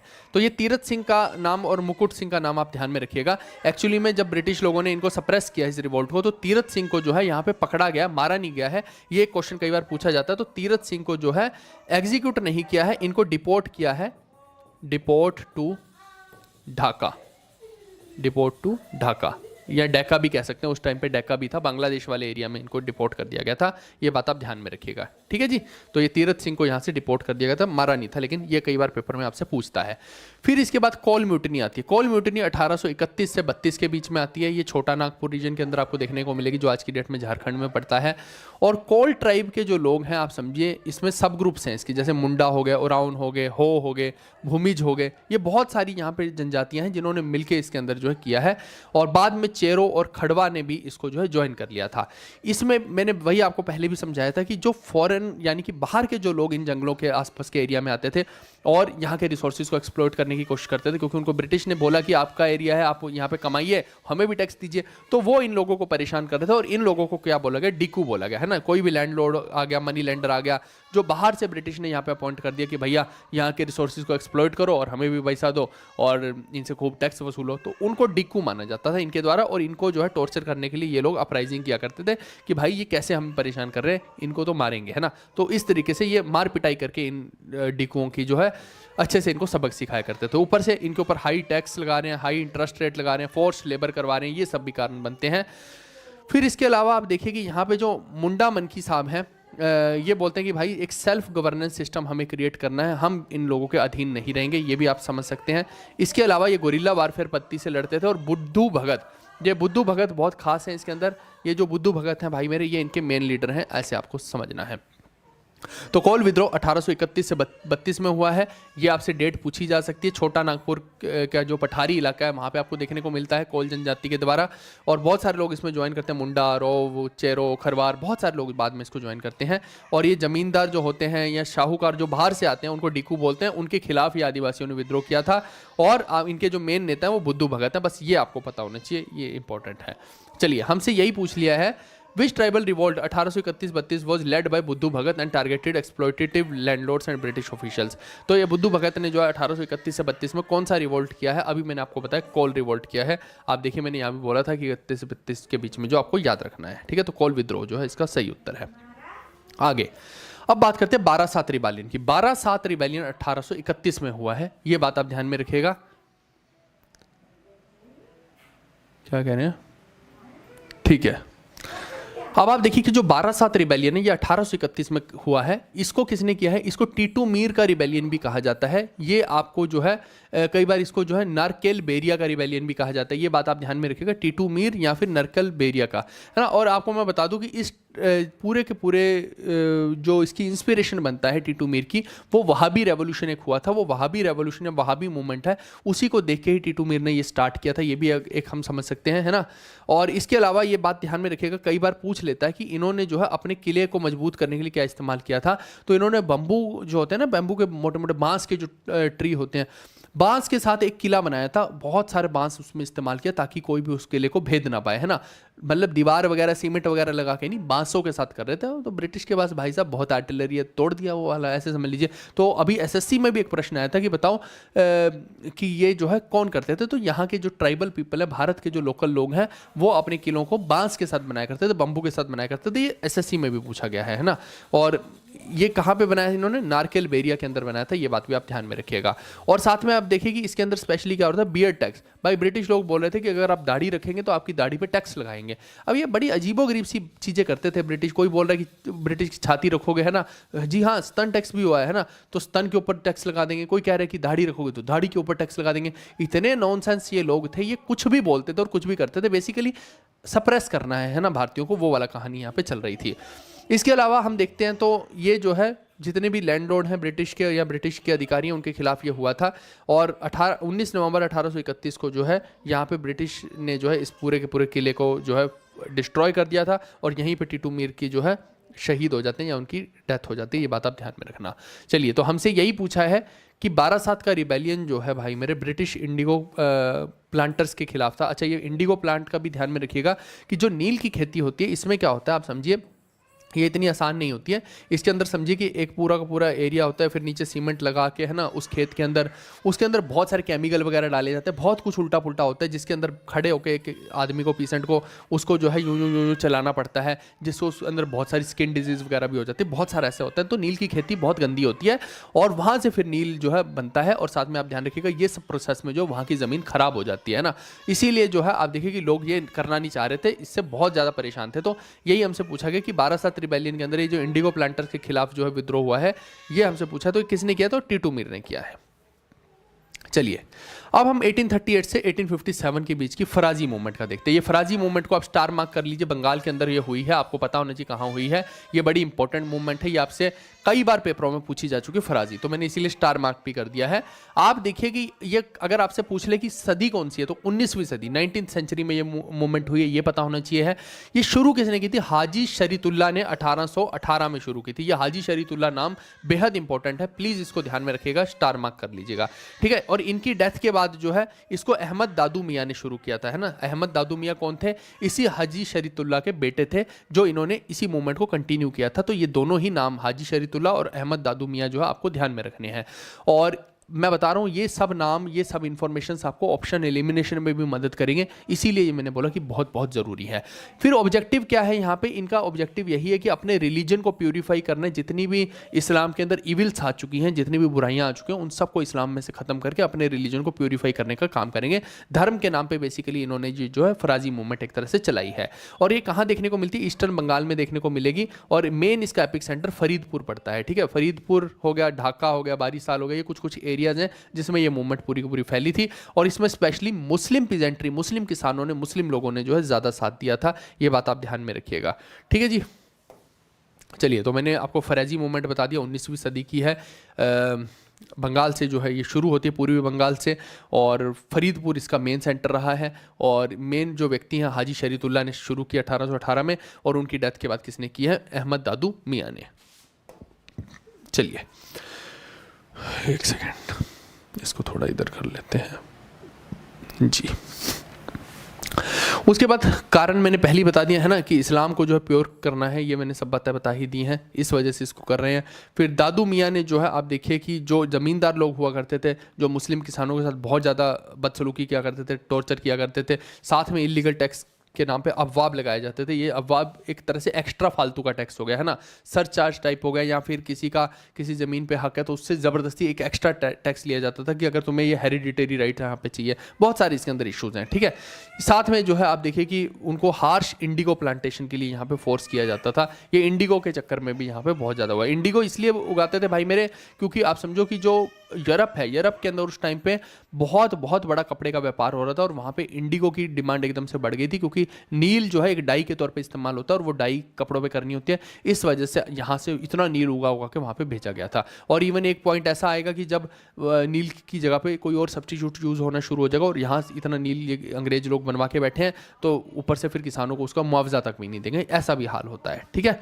साथ में आप देखिए कि एंटी ब्रिटिश स्टैंड इसमें क्या था कि ब्रिटिश रूल्ड बंगाल ने यहाँ पे क्या किया, दर उल हर्ब को जो है declared British ruled Bengal as dar ul harb था ना, तो उसको दर उल हर्ब बोल दिया गया। और साथ में rejected the legitimacy of colonial courts, यानी कि जितनी भी ब्रिटिश कोर्ट थी उनकी जो लेजिटिमेसी है, उनकी वैधता को जो है यहाँ पे रद्द कर दिया गया था। अहमद दादू मियाँ जो इनके नेता हैं, इसका नाम जो है आपको ध्यान में रखना है। चलिए ठीक है, तो हमसे पूछा है फराजी मूवमेंट लेड बाय हाजी शरीतुल्लाह, ये देखिए नाम आपको बहुत इंपॉर्टेंट है, focused on religious purification resisting the British in which region, तो कौन से रीजन में है? तो आप देखिए हाजी शरीतुल्लाह का नाम ना तो मैंने पंजाब में बोला, ना गुजरात में, ना दिल्ली में, मैंने बंगाल की बात की। बंगाल में भी फरीदपुर के इलाके में, वो आपको पता होना चाहिए।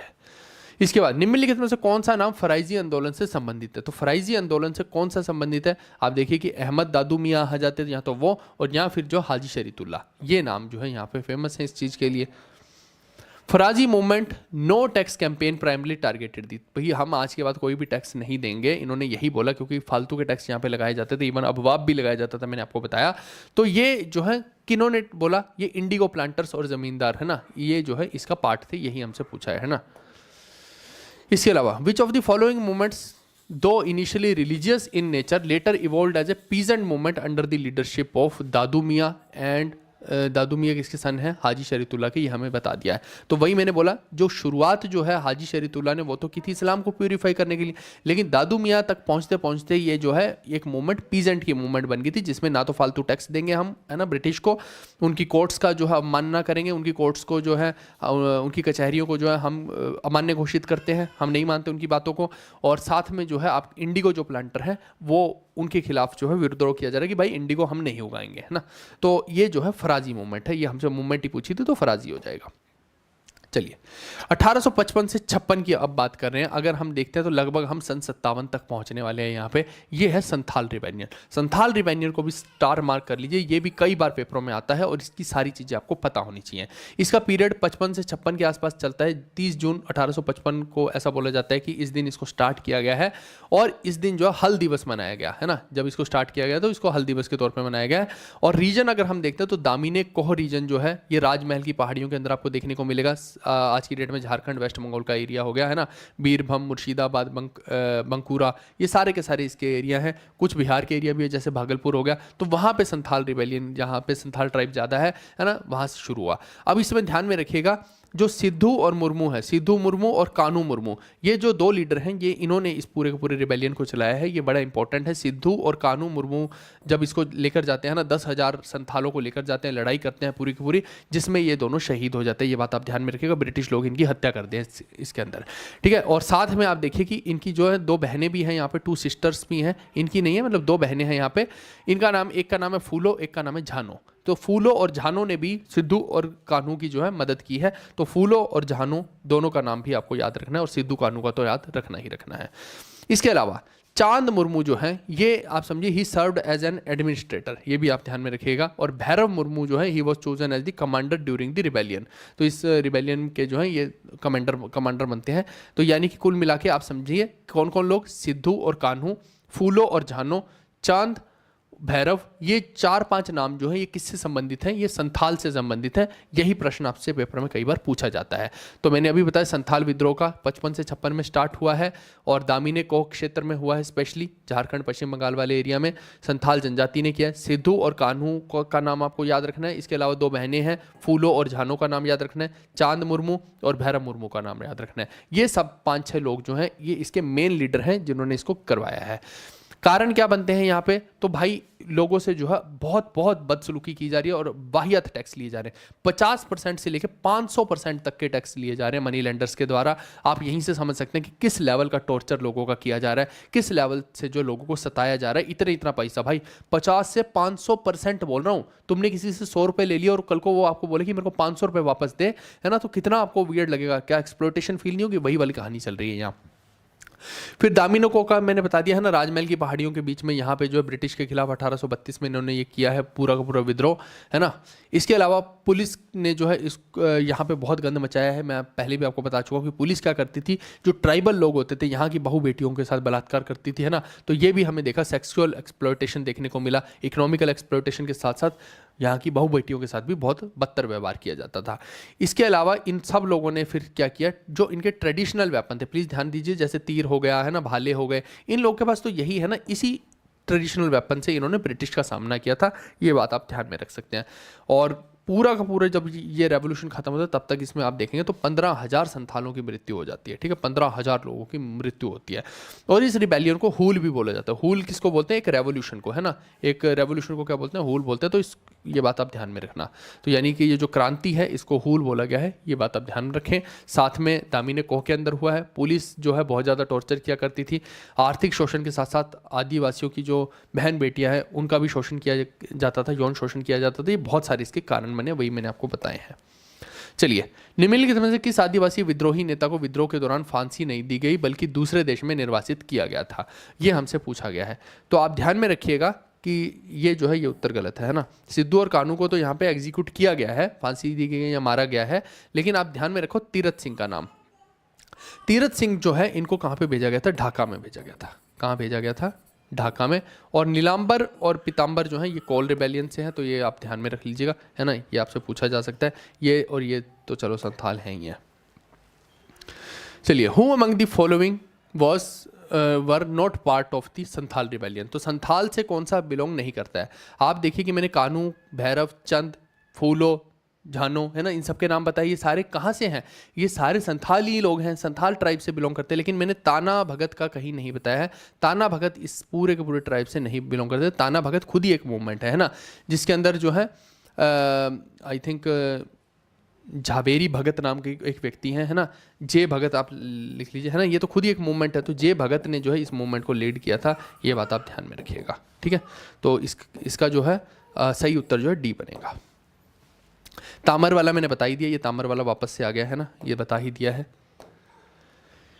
Who led the Tamar revolt against the British in India? तो ये जो है भोलानाथ ने किया। ये वही प्रश्न आई थिंक दोबारा रिपीट हुआ है, भोलानाथ वाला फिर से रिपीट हुआ है, तो ये तामर का है, ये वही पुराना वाला ही है। 12/7 भी हम आई थिंक कर चुके हैं, टीटू मीर वाला कर चुके हैं, है ना, ये भी आई थिंक रिपीट हुआ है, ये हो गया है। हाँ, अब आता है हमारा आफ्टर 1857। यहाँ तक हमने देखा एक भाग।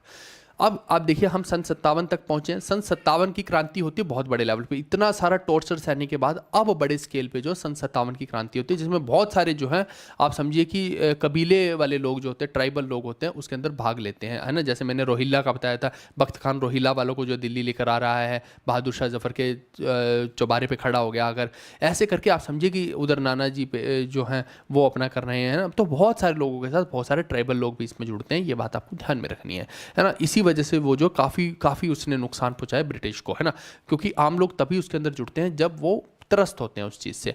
तो ये सारी बात हम सन 57 के रिवोल्ट में कर चुके हैं। अब मैं पढ़ा रहा हूँ आपको आफ्टर वाला, यानी कि सन 57 की क्रांति के बाद का।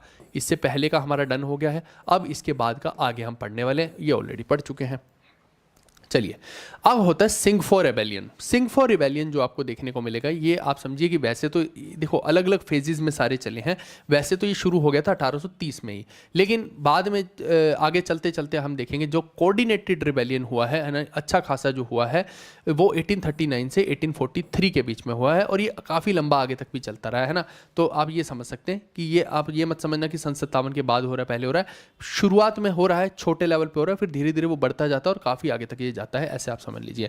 ये कौन कौन से एरिया में था, ये एक बार पूछा गया है पेपर में। तो ये जो सिंगफो रिबेलियन है ये आपको देखने को मिलेगा अपर असम में और नॉर्थ ईस्ट के अंदर। स्पेशली नॉर्थ ईस्ट में भी अगर हम देखते हैं, उस टाइम पे नीफा हुआ करता था। नीफा हम आज की डेट का जो अरुणाचल प्रदेश है उसको बोला करते थे, बट मेजरली आप इसको असम से ही मानेंगे, ये बात आप ध्यान में रखिएगा। इसके अलावा आप देखिए कि इसके अंदर सिंगफो के अंदर ये किससे रिलेटेड है? कचिन और जिंगपो ऑफ म्यांमार से ये रिलेटेड है। साथ में मेन लीडर जो बीसागम है, तो बीसागम जो है इनके सबसे इंपॉर्टेंट लीडर हैं, और वही सारे के सारा कारण बनते हैं ना। जो ब्रिटिश ईस्ट इंडिया कंपनी है वो एक्सपेंड करना चाह रही है असम में आफ्टर द ट्रीटी ऑफ यंदाबो जो 1826 में हुई थी। साथ में टी कल्टीवेशन का मैंने बताया है ना कि यहाँ पे चाय की खेती होती है, तो यहीं के एक लीडर हैं बीसागम। ये दिखा तो देते हैं, है ना, किसी अंग्रेज को कि भाई हम ऐसे ऐसे चाय उगाते हैं, लेकिन अंग्रेजों को समझ में आता है कि चाय के अंदर पैसा बहुत है। तो आप ध्यान में रखिएगा, ये जो है ये कौन है? रॉबर्ट ब्रूस, है ना। तो ये जो है आगे जाके अंग्रेजों को बताते हैं कि भाई ऐसे ऐसे पैसा बहुत है। तो उसके बाद जो है इनके एरिया को हड़पने की कोशिश होती है ताकि यहाँ के जो चाय की खेती है वो ले लिया जाए। और इसी से एक टाइम भी बनते हैं चाय बागान टाइम, ये भी ब्रिटिश जो है इस्तेमाल करते हैं चाय बागान टाइम, है ना, क्योंकि सुबह उठ के ये लोग सबसे पहले चाय तोड़ने जाते हैं, तो इस वजह से भी हमें ध्यान में रखना है। तो ये जो है 1830 के आसपास से लेकर 49 के आसपास तक चलता है। ऊपरी असम में होता है। चाय की खेती जो है इसका मेन कारण यहाँ पे बनती है। साथ में आप देखिए कि बहुत सारा जो है यहाँ पे बंधुआ मजदूरी वाला सिस्टम चल रहा था, ये मैंने पहले ही बता दिया है ना। यहाँ पे जो सिंगफो इकोनॉमी है ये हैविली रिलाई करती थी स्लेव लेबर ऑफ एग्रीकल्चर पे, लेकिन उस टाइम पे आप देखिए कि ब्रिटिश फिर एक कानून लेकर आते हैं कि भाई अब बंधुआ मजदूरी नहीं होगी। तो यहाँ पे बंधुआ मजदूरी जबकि हो रही थी तो वो कानून भी एक तरह से इनकी जो है धार्मिक भावनाओं को आहत कर रहा था, ये बात आप ध्यान में रख सकते हैं, ठीक है। साथ में ब्रिटिश लोगों ने जो कुछ कुछ लैंड को कैप्चर कर लिया, असम बर्मा वाली को, तो वहाँ से एक अलग क्लेश यहाँ पे पैदा हो गया। तो सिंगफो रिबेलियन जो है वो किससे रिलेटेड है आज की डेट में इंडिया से? तो आप देखिए, अगर आप इसको देखेंगे तो आपको असम भी देखने को मिल रहा है, अरुणाचल भी, लेकिन मेन आपको असम को ही मार्क करना है, अरुणाचल को मत मार्क करना। प्लीज़ इस बात को आप ध्यान में रखिएगा, मैंने यही बोला है ना। उस टाइम का कुछ भाग जरूर था अरुणाचल का, है ना, लेकिन मेन भाग असम का था, इसलिए इसमें असम को मार्क करेंगे। चलिए, फिर खेरवाड़ होता है, खेरफाड़ को ही साफाहोर भी बोलते हैं। खेरवाड़ मूवमेंट या साफाहोर मूवमेंट 1868 से 1874 के बीच में चलती है। तो वैसे मेरे को लगता है कि ये वाले को हमें जो है ना ये मैं कर दूंगा, है ना, इस वाले को जो अभी सिंगफो वाला है इससे पहले डालना चाहिए, तो वो मैं कर दूंगा, है ना, बाद में आपको जब PDF दूंगा। चलिए, इसके बाद एक्सक्यूज मी जी, वॉर तो बहुत ख़राब होती है ना। किशोर भाई कल क्लास नहीं होगी, एक्चुअली में कल मेरे को कुछ अर्जेंट काम है, कल क्लास होगी भी नहीं, तो आप नहीं आ रहे हैं तो वैसे भी नहीं आ पाएंगे, कल क्लास ही नहीं होगी तो कहाँ से आएंगे। चलिए, छोटा नागपुर प्लेट्यू जो है आज की डेट में झारखंड में पड़ता है, वहाँ में ये मूवमेंट 1868 से 74 के बीच में देखने को मिलती है। साफाहोर होता है प्योर मैन, है ना, इसी को ही खेरवाड़ भी बोलते हैं।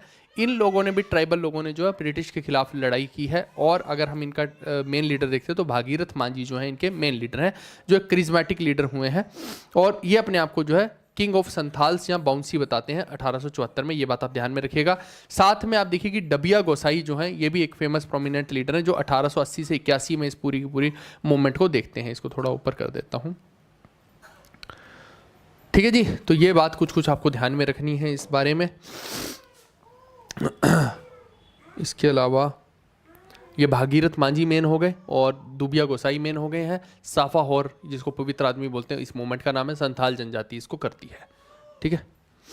चलिए, इसके बाद रूट कॉजेज मैं बताता हूँ कि यहाँ पे इनका ये था कि भाई जो संथाल की सोसाइटी है उसको प्यूरिफाई करना है ना, और एक ही भगवान को मानेंगे, एक सिंगल भगवान को, जिनका नाम है चंदो बाबा, या फिर उनको ठाकुर जी भी ये लोग बोल देते हैं, है ना। और साथ में जो है स्पिरिट वर्शिप जो होती है, जिसको बोंगास बोलते हैं, कि भाई जादू टोटका, प्रेत आत्माओं की जो है कोई कर रहा है पूजा, इन सबको हमें नहीं करना है, इसके अंदर यही था। साथ में शराब नहीं पीनी, मीट नहीं खाना, ये सब भी इसका पार्ट था। इसके अलावा एग्रेरियन डिस्ट्रेस की बात करते हैं तो बहुत ज़्यादा जो डिमांड्स आ रही थी ज़मींदारों की तरफ से, है ना, और ब्रिटिश की तरफ से टैक्स की, वो एक, या फिर रेंट की हम कहें तो वो अलग इनके ऊपर प्रेशर क्रिएट किए होते थे, ये भी एक कारण बनता है। इसके अलावा हम देखते हैं तो पॉलिटिकल एस्पिरेशन की बात करते हैं तो ऐसा माना जाता था कि अगर हम जो है यहाँ पे अपने आप को प्यूरिफाई कर लेंगे तो हम ट्राइबल्स की रिस्टोरेशन कर लेंगे, हम अपनी जनजाति की रिस्टोरेशन कर लेंगे, हम वापस से आज़ाद हो जाएंगे, ये इनका मानना था, ये बात आप ध्यान में रखिएगा।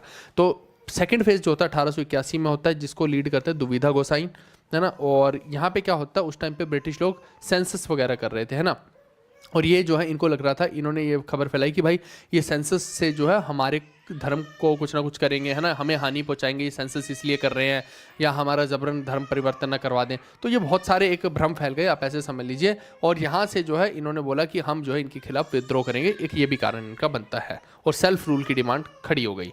तो सामाजिक और धार्मिक सुधार मैंने अभी आपको बताया कि एक ईश्वर की पूजा करेंगे, ठाकुर जी की, और इनका यही मानना था कि अगर हम भगवान की पूजा करेंगे, अपने आप को प्योर कर लेंगे, तो हम जो है आज़ाद हो जाएंगे। एक तो ये कारण बनता है। खेती की तंगी हो गई कि ज़बरदस्ती जो है ज़मींदार ब्रिटिश लोग इनसे एक्स्ट्रा रेंट मांग रहे थे।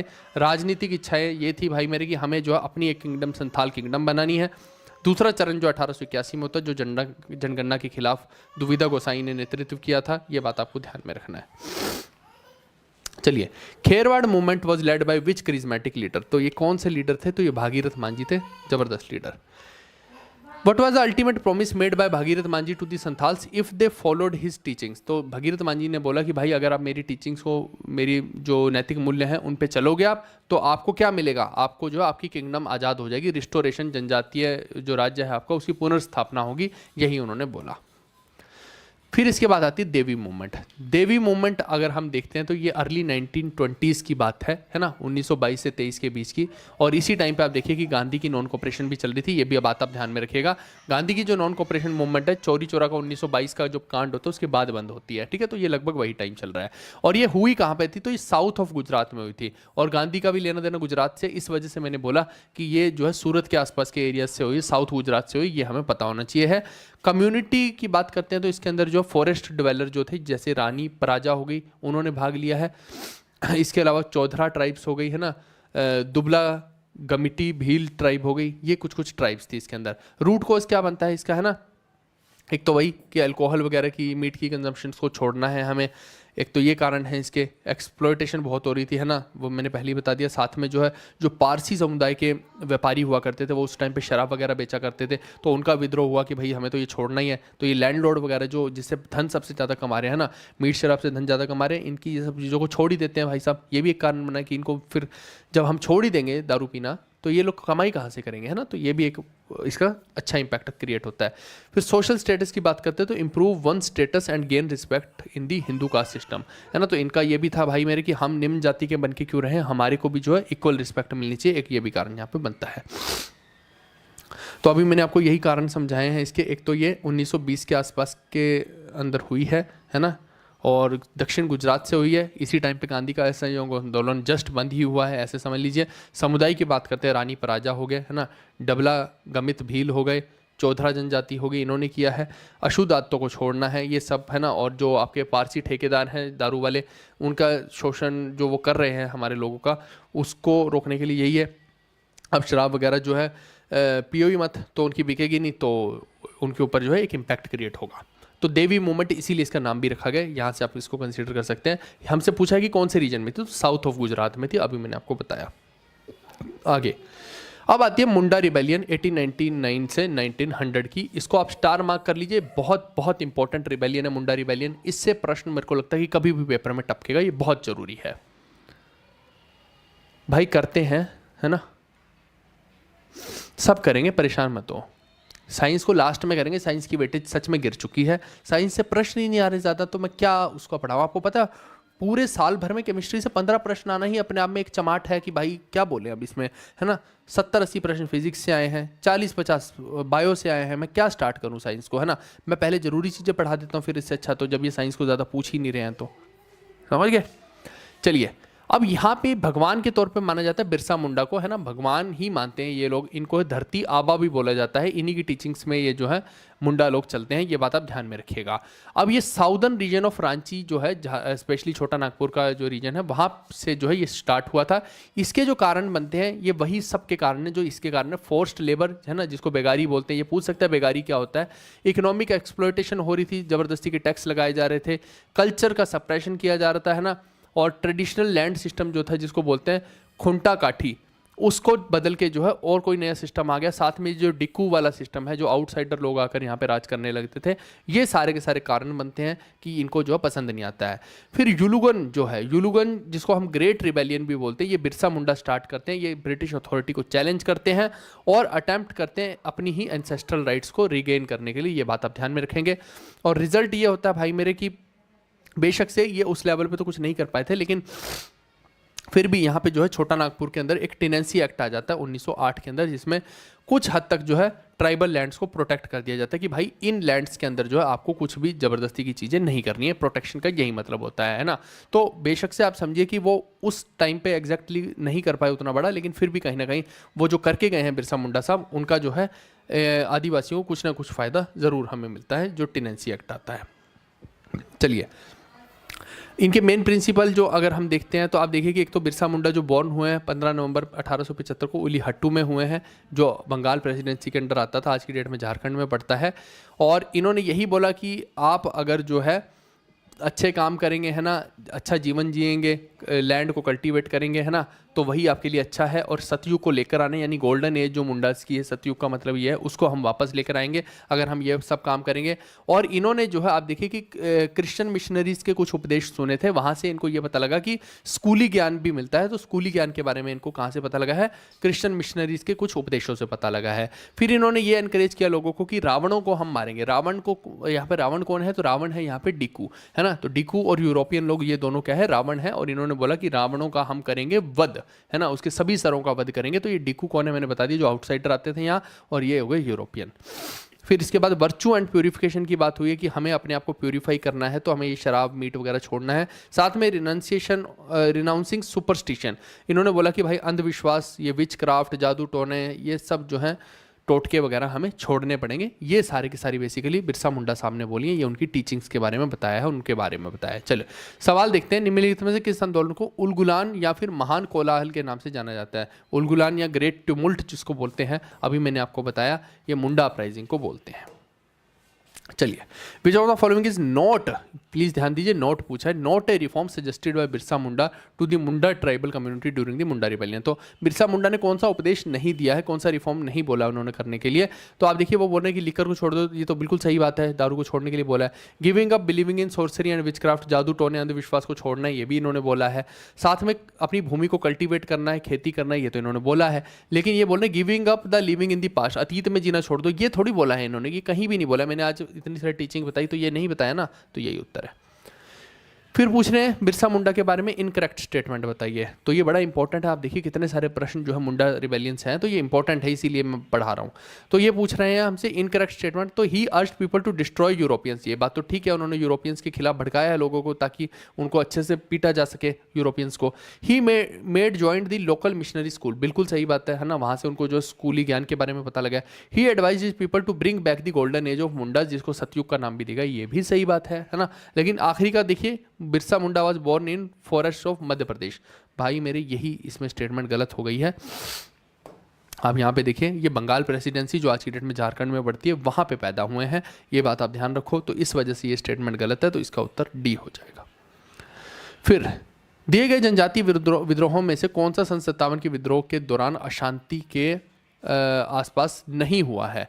तो भाई सन 57 के आसपास जो है हमसे पूछ रहे कि नहीं हुआ है, तो बाकी सब तो हुए हैं, इसमें बिरसा मुंडा वाला रिवोल्ट इसके आसपास नहीं हुआ। आप प्लीज़ ध्यान दीजिए, बिरसा मुंडा वाला जितना भी मैंने पढ़ाया जाना कहाँ है, ये रहा, है ना। 1899 से 1900 के बीच में हुआ है, तो ये आप समझिए लगभग 1900 तक बात चली गई। सन 57 से तो 40 साल हम आगे चले गए, मोटा मोटा अगर देखें 40-45 साल, है ना। तो ये उसके पास नहीं हुआ, बाकी सब उसके आसपास हुए हैं। चलिए, फिर एक मोपला विद्रोह आता है, ये 1921 का है। इसमें क्या होता है, जो केरल के मुस्लिम लोग होते हैं वो हिंदू लैंडलॉर्ड से तंग आ चुके हैं और ब्रिटिश से तंग आ चुके हैं, इन दोनों के खिलाफ विद्रोह करते हैं। तो ये बात आप ध्यान में रखिएगा, ब्रिटिश और हिंदू लैंडलॉर्ड के खिलाफ जो है मुस्लिम लोग विद्रोह करते हैं, इसी को मोपला विद्रोह बोलते हैं। ये मालाबार केरल के अंदर जो है किया गया था, 1921 में किया गया था, है ना। टाइम ये 1921 का हो गया। और जगह कौन सी है? एरनाड एंड बेलुवनाड, ये मालाबार के दो रीजन हैं जहाँ हुआ है। इसके की लीडर हम बोलेंगे वरियम कुन्नत, कुंजा अहमद हाजी और अली मुसलियार, ये है। और साथ में मैंने बताया कि ये जो ज़मींदार हैं, हिंदू ज़मींदार हो गए हैं ना, और ब्रिटिश लोग हो गए, ये बहुत टॉर्चर किया करते थे इनको, इसी कारण से इन्होंने ये मोपला विद्रोह किया है। तो हमसे यही मोपला विद्रोह के बारे में पूछ रहे कौन सी जगह पे हुआ है, तो ये केरल के अंदर हुआ, ये अभी मैं पढ़ा के ही आया हूँ आपको। इसके बाद आता है आपका रंपा रिबेलियन। रंपा रिबेलियन से भी प्रश्न जो है पक्का आपके आने के चांस थोड़ा सा ज़्यादा रहेंगे, ये बात एक तो आप ध्यान में रखिएगा। इनके की लीडर है अलूरी सीताराम राजू, हो सकता है कि आपने कहीं ना कहीं इनका नाम सुना भी हो, इस वजह से ही मैंने बोल दिया कि इंपॉर्टेंट है। मान्यम विरुडू भी इनका नाम है, तो ये भी इनका नाम बोल सकते हैं। ये गांधी से थोड़े से जो ज़्यादा इंस्पायर्ड थे, और बट गांधी से इंस्पायर्ड होने के बाद भी आप देखिए कि इन्होंने वायलेंट मेथड्स अपनाए हैं, ये बात आप जरूर ध्यान में रखिएगा। साथ में मेन कॉज वही है कि जो फॉरेस्ट लॉज थे, है ना, वो यहाँ के जो कबीलाई लोग हैं उनको उन फॉरेस्ट का जो है रिसोर्सेज यूज़ नहीं करने दे रहे हैं, है ना। उनके सपोज करो कि उस जंगल के अंदर से वो लकड़ी काट रहे हैं, वो फ्रूट ले रहे हैं, कुछ भी कर रहे हैं, तो उनको जो है रोक रहे हैं बेसिकली उनकी चीज़ों से, तो वो विद्रोह करेंगे ही। फिर फोर्स्ड लेबर के खिलाफ हो गया, ब्रिटिश की एक्सप्लॉयटेशन के खिलाफ हो गया, है ना, ये सब है। तो सिर्फ ब्रिटिश नहीं, मनी लैंडर भी हर किस में रहेगा, ये बात आप ध्यान में रखना, है ना। मनी लैंडर एक दलाल हुआ करता था जो ब्रिटिश के ने छोड़ा होता था, जो खुद भी इनका नॉर्मल लोगों का खून चूसता था, और इनका चूस के आप देखिए कुछ पैसा अपने पास रख रहा है, कुछ ब्रिटिश को दे रहा है, ऐसा हाल है। मोड ऑफ एक्शन की बात करते हैं तो ये 1922 में शुरू हुआ। पुलिस स्टेशनों पर रेड मारनी इन्होंने शुरू करी हथियारबंद तरीके से और गुरिल्ला वारफेयर पद्धति से, ये बात आप ध्यान में रखिएगा। और इसको जो सप्रेस किया है वो किसने किया? टीजी रदरफोर्ड ने किया है, और राजू को उसके बाद कैप्चर कर लिया गया और 7 मई 1924 को जो है अलूरी सीताराम राजू को फांसी दी गई है। इसके बाद सिग्निफिकेंस की बात करते हैं तो strong resistance to tribal rights and British policies जो है इसका मेन सिग्निफिकेंस है, जिससे कि आप देखिए कि जब ट्राइबल लोग, जनजातीय लोगों के आपने जो अधिकार हैं उनका हनन किया है ना, और गंदी पॉलिसी लेकर आए, तो आपको जो उसका हर्जाना भुगतना पड़ा, यानी ब्रिटिश लोगों को इसका हैवी हर्जाना भुगतना पड़ा है। चलिए क्वेश्चन पढ़ते हैं हम। Which of the following freedom fighters led the Rampa rebellion of 1922? तो अभी मैंने बताया अलूरी सीताराम राजू का नाम आपको ध्यान में रखना है। फिर आता है आपका बनारस का रिवोल्ट 1781 वाला, है ना। तो ये बनारस का रिवोल्ट जो है भाई मेरे ये जो है आपका काफ़ी पुराना है, ये तो पहले ही डाल देना चाहिए था, है ना, ये तो काफ़ी पुराना है। लगभग 1781 में शुरू होता है शिवाला घाट में और बिहार के कुछ एरिया में, है ना। बनारस के अंदर शिवाला घाट में और कुछ एरिया ऑफ बिहार में, ये मैं डाल दूंगा, ये पीछे डलना चाहिए था, है ना। ये इस टाइम पे आप समझिए कि एक्सेसिव रेवेन्यू और मिलिट्री डिमांड जो है वॉरेन हास्टिंग यहाँ पे कर लेता है, ये वॉरेन हास्टिंग के टाइम का है। तो राजा चैत सिंह जो है उनको हाउस अरेस्ट भी कर लिया जाता है हेस्टिंग के द्वारा। तो यहाँ पे बहुत बड़ी पब्लिक अपराइजिंग होती है, ब्रिटिश सोल्जर्स को किल किया जाता है और हेस्टिंग को तो भागना पड़ जाता है चुनार फोर्ट में, ये बात आप ध्यान में रखिएगा, ये तो पुराना है। चलिए, तो ये हमसे पूछा है which 18th century revolt was led by Raja Chait Singh against the British interference in Banaras region in 1781? तो इन्होंने जो है बनारस रिवोल्ट किया है। एक कोया रिबेलियन है, ये 1879 से 1880 के बीच का है भाई मेरे, ये ईस्ट गोदावरी रीजन में, जिसको रंपा और चौदावरम एरिया कह सकते हैं, वहाँ पे हुआ है। इसके मेन लीडर हैं टोमासोरा, और बाद में इसको जो लीड किया है राजा अनंतय्यर ने लीड किया है। वही फॉरेस्ट के लॉ हो गए, लोगों के राइट्स का हनन हो गया, ये सारी के सारे उसके कारण हैं। फिर एक आप देखिए पोडू की कल्टीवेशन पे बैन हो गया, एक तो ये बात, और एक आप देखिए ताड़ का जो ट्री होता है, टोडी जिसको बोलते हैं, उसके ऊपर टैक्स लगा दिया। अब ताड़ के ऊपर टैक्स क्यों लगाया है? ताड़ का जो पेड़ होता है आप समझिए उसके अंदर से रस टपकता रहता है, जैसे नारियल है ना, नारियल जैसे ही होता है, रस टपकता रहता है। और नीचे आप कटोरा लगा दीजिए, उस कटोरे में रस टपक टपक के वो कटोरा भर जाएगा, और वो ताड़ का जो रस है आप पीजिएगा तो आपको एकदम दारू वाली फील आएगी, है ना, और आप एकदम झूमने लग जाएंगे, आपको अच्छा फील होने लग जाएगा, अलग लेवल का, है ना। तो वो जस्ट एक दारू का इफेक्ट देता है, अब अल्कोहलिक इफेक्ट देता है। अब ब्रिटिश ने सोचा कि भाई ये तो हमसे तो दारू खरीद नहीं रहे हैं ये, है ना, क्योंकि ब्रिटिश लोग यही तो क्या करते थे, दारू बेच बेच के खूब पैसा कमाते थे। आज की डेट की सरकारें भी क्या कर रही हैं, तम्बाकू दारू से तो पैसा कमा रही हैं, और तम्बाकू, दारू और पेट्रोल, ये सबसे 3 मेजर आज जो है रेवेन्यू के सोर्स हैं। उस टाइम पे पेट्रोल नहीं था तो तम्बाकू और दारू से ही कर रहे हैं। तो आप देखिए कि यहाँ पे इन्होंने बोला कि फ्री में दारू पी रहे हैं भाई साहब, है ना, ये पेड़ से दारू निकल रही है, पकड़ो इनको, टैक्स लगाओ इनके ऊपर, है ना। तो टोडी के ऊपर टैक्स लगा दिया, है ना, ताड़ के ऊपर टैक्स लगा दिया। ये जो ताड़ी है भाई मेरे, जब इस पे लगाया तो लोगों को बहुत गुस्सा आया है कि जैसे तैसे हम एक तो तुमसे वैसे ही दुखी हैं, इसी को पी पी के तो हम जैसे तैसे गम बुला रहे हैं, और इसी के ऊपर टैक्स लगा रहे हैं, आ जाओ बेटा आ जाओ, तुम्हारे को गोरी चमड़ी को छोड़ेंगे नहीं, है ना। तो इस तरीके से आप समझिए कि ये कोया विद्रोह जो है होता है। तो पूछ रहे हमसे roots of which of the following revolt lied in the fact of the British deprived the tribals of their traditional rights over the toddy tree. तो बस आपको ज़्यादा पढ़ना ही नहीं है, क्वेश्चन में बस कीवर्ड एक ही था, टोडी ट्री। तो टोडी ट्री का लेना देना कोया रिवोल्ट से, खत्म बात। अब आता है नागर रिबेलियन, ठीक है।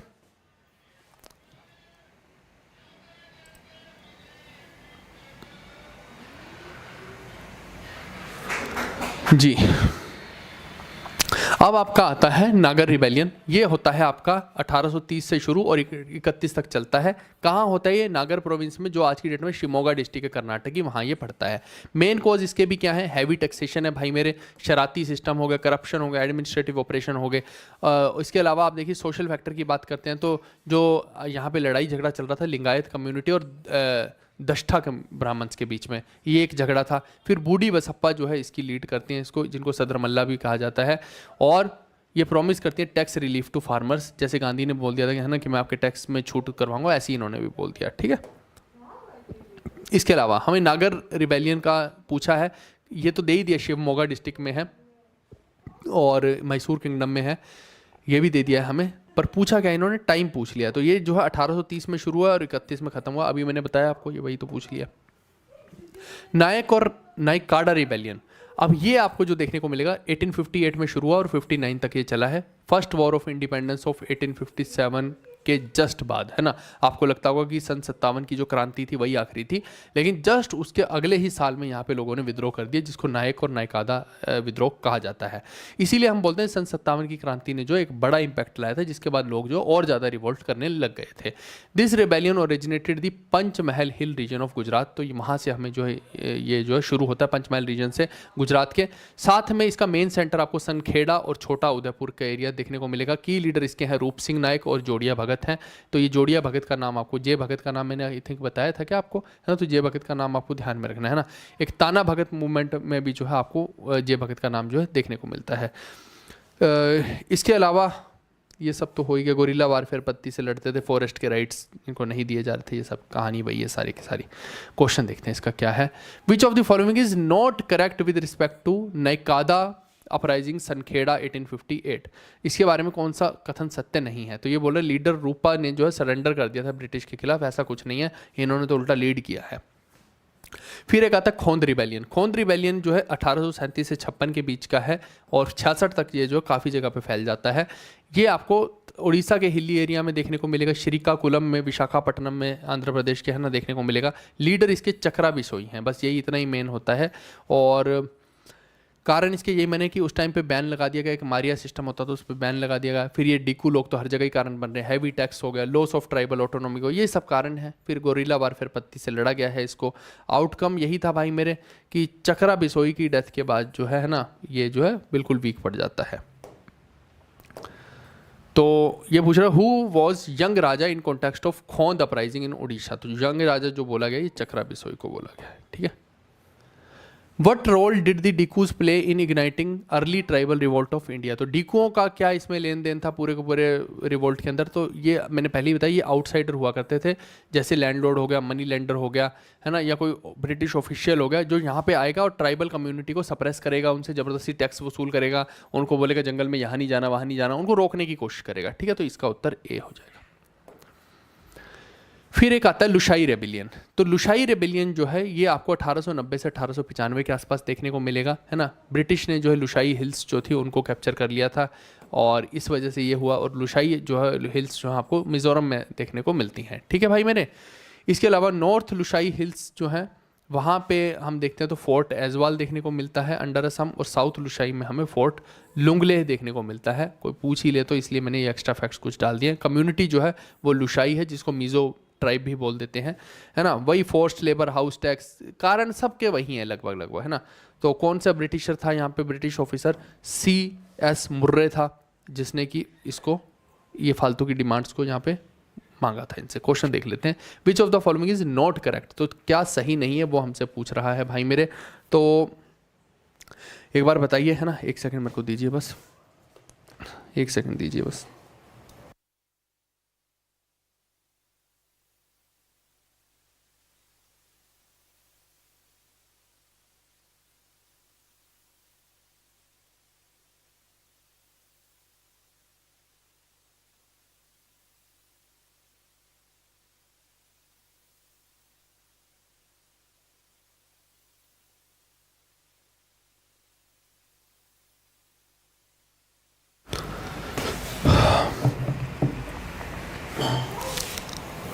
ठीक है जी।